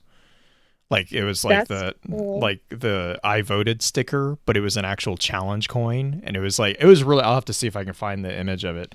I was like, normally I'm like, whatever, that's, just, but I was like, oh, that's actually something that's really cool because, they were basically like the volunteers that were, I think they had to be there for a certain threshold of hours, but like once they did it, they were given that. That's so cool. Yeah, no, someone just brought their bald eagle with them. That's an odd choice. It's and considering, very I think it was the guy who runs the nature camp in town. Okay, that's a little less creepy. Yeah, no, he like went around to all the voting stations so people could like see the eagle because freedom or something. Yeah, I don't know. Hey, Arf. Drifter deals are alive. Morning, Arf. On Bungie Drifter store. deals? 50% off. Oh. They're doing Drifter deals, and I can't remember what the other one is, but every weekend they're going to have different sales at Bungie. This weekend's Drifter deals. Oh, it's for like the Drifter themed. I think so. They haven't like specifically said what is on the different sales, so I'm just keeping an eye out. But it's like, I mean, there's a ton of stuff on sale. Yeah. Oh, the holiday bundle is on sale, guys. For $5 off, yeah. Yeah, $5, whole $5. Mm-hmm. Sweeper bots on sale. I love how the Gambit necklace is on sale for the same price that it was before the sale. I have the game. Yeah. It just cracks me up. It was a little bit more. Was it? It doesn't have the price before it. It was $123. I'm the like, Bungie Crest hoodie is on sale. I'm wearing that right now. Because I picked up the Gambit necklace because I was gonna do gender bent drifter for Guardian Con. Cool. I was really excited about that too. I'm sorry. Guardian Con just isn't a thing anymore. No. Nope. No more. Gone. I don't think it's going to happen next year either. I don't think a lot of things are going to happen next year. I think it's going to be gone for a bit. I think that it will be from a financial standpoint, it'll be very interesting to see the next 5 years. I think is the current threshold that we are looking at to be conservative. I was supposed to go to PAX Australia. That didn't happen. Yeah. I'm hoping to go next year. Probably won't happen. I'm fingers crossed it will. I mean, when is it? It's in September, so we'll see. There's a chance that they'll have something. Yeah. Like September of next year, they theoretically should have, but like the financial impact of what all has happened is just, I mean, it's things are borked. It really is, yeah. It's like, I know the entertainment industry alone is looking at a recovery of, I think they said 7 years at the earliest, because of all at least because of all the stuff that they had to cancel this year, this year. Movies especially. Do you see how some shows have been able to pull it off? The Masked Singer actually has done a fairly decent job of pulling it off and still keeping the amount of energy that a live crowd has. They're using footage from past Masked Singer seasons of their live crowds. Is that what they're doing? Oh, I was wondering how they were doing it. There's not a live crowd there at all. Yeah. I think, like, actually, to be fair, like, some of the ways that the shows have figured out how to keep doing recordings and stuff has been really cool to see, because they've gotten really inventive in, like, how to, and they're still maintaining, like, the safety standards of everything. It's good. But, like, yeah, it's like, listening to the financial, like, implications of a lot of these things. It's going to be interesting. It will be very interesting. Yeah. I mean, one of our friends in our server recently, he works at Disney. Oh, and it's been heartbreaking over the past, like, since lockdown started in April. Like, listening to him talk about his job, because he's a costumer. Mm-hmm. And so, like, listening to him talk about, like, yeah, well, he maintains them and, like, does alterations and moves them around from the different parks. And hearing him talk about, like, well, we're not open. We're not open. Oh, we're finally sort of, oh, no, we're not open. Mm-hmm. Yeah. Oh, we're sort of open, but we're not open. But, oh, we're finally open. Oh, shit, now everyone's fired. I mean, even Because, just theaters, not even only like performers in those role play scenarios where you're going to do theme parks and those kind of things. Theaters all around the country have not done really much at all. There's been some musical performances, but not for giant concerts. mm-hmm. Yeah, because I mean, how would you? You know, like, I was supposed to go to BTS last April. Like, I had like $600 tickets to go see BTS play. I had really good seats, and I'm really, really mad that I didn't get to go see them. Like, I don't know. We're still sitting on our tickets. We haven't gotten our money back yet because we were hoping. But, like, it's not going to happen now. It's not possible. I'm going to have to, like, go to Malaysia or something to see them. Or, like, Jakarta. Not a bad series of trips. No. Malaysia's really, it's nice there. So, I have places I can stay. Oh. Oh my god, this is annoying. What? I'm looking for this stupid challenge coin. Oh, the one you were talking about. Mm-hmm.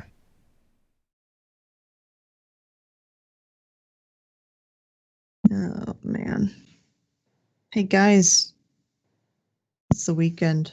Mm-hmm. It's almost the weekend for me. I have to work tomorrow.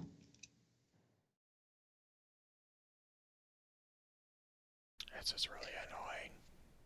What time is it? 5:30. I'm going to eat my dinner. It's 5:30? She's... Yeah. Are you still on Australia? I'm still living on Australia. Fuck are you in... Oh, okay. I'm like, what? Like... Would she? God like, damn it, what goddamn time zone are you back? You have to go back to work soon. I have to go back to work on Monday. Shit. I'm good for like 2 more days. I'll be fine. God, you wonder why you're still sick. I know. God damn it. Mosh, it's because I wanted to play with all my friends in Australia. So I've been staying up at weird hours. BTS does really good concerts. They this is actually, the lockdown has been the best for BTS fans everywhere. For ARMY, that's what they call, like, their fan group are called. They are an army. They are a legitimate army. But it's been, we have been very media. well fed. No, we have been very well fed this year, thanks to COVID, because they do a lot of, like, tons of music has been released, and they've been doing a lot of, like, concerts that you can just, like, watch on YouTube, and you could pay for a concert to watch, and it was super well done. And they've been doing a lot of spots on, like, American television shows. That's so cool. We've been very well fed. I'm not complaining at all. Also, Blackpink isn't as good, so just putting it out there. They're okay. They're not that good. I'm gonna have to get you and Katie in a room together. Because that is...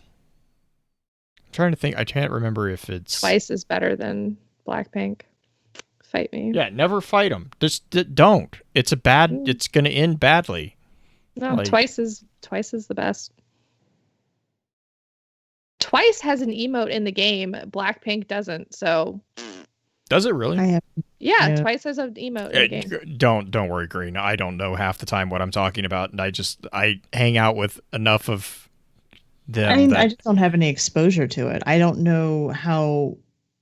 Like, I just don't know the ways of K-pop or J-pop.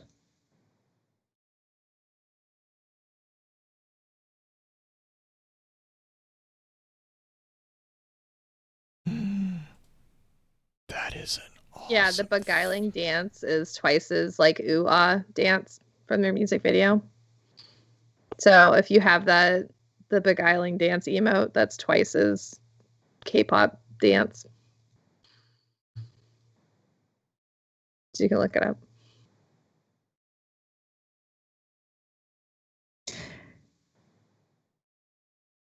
I have that for you.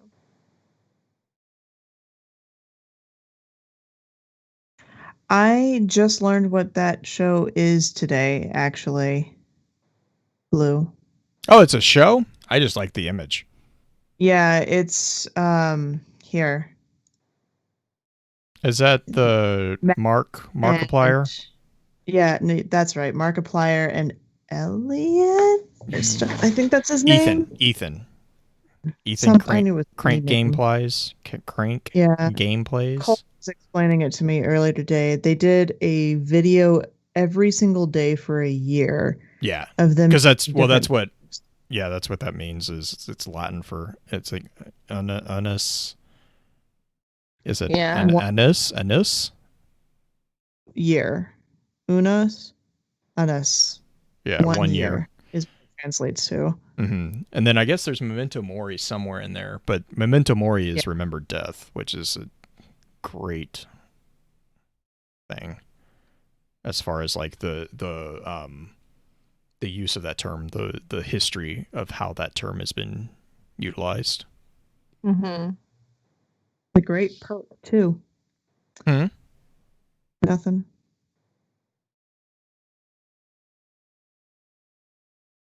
Mm-hmm. Because I'm that gonna was go eat my dinner. All right. Have fun eating the waffles. I'm not gonna eat waffles. I'm gonna have quesadilla. Lucky. Mm-hmm. It's gonna be good. Or something. Mm-hmm. Something. Okay, everybody.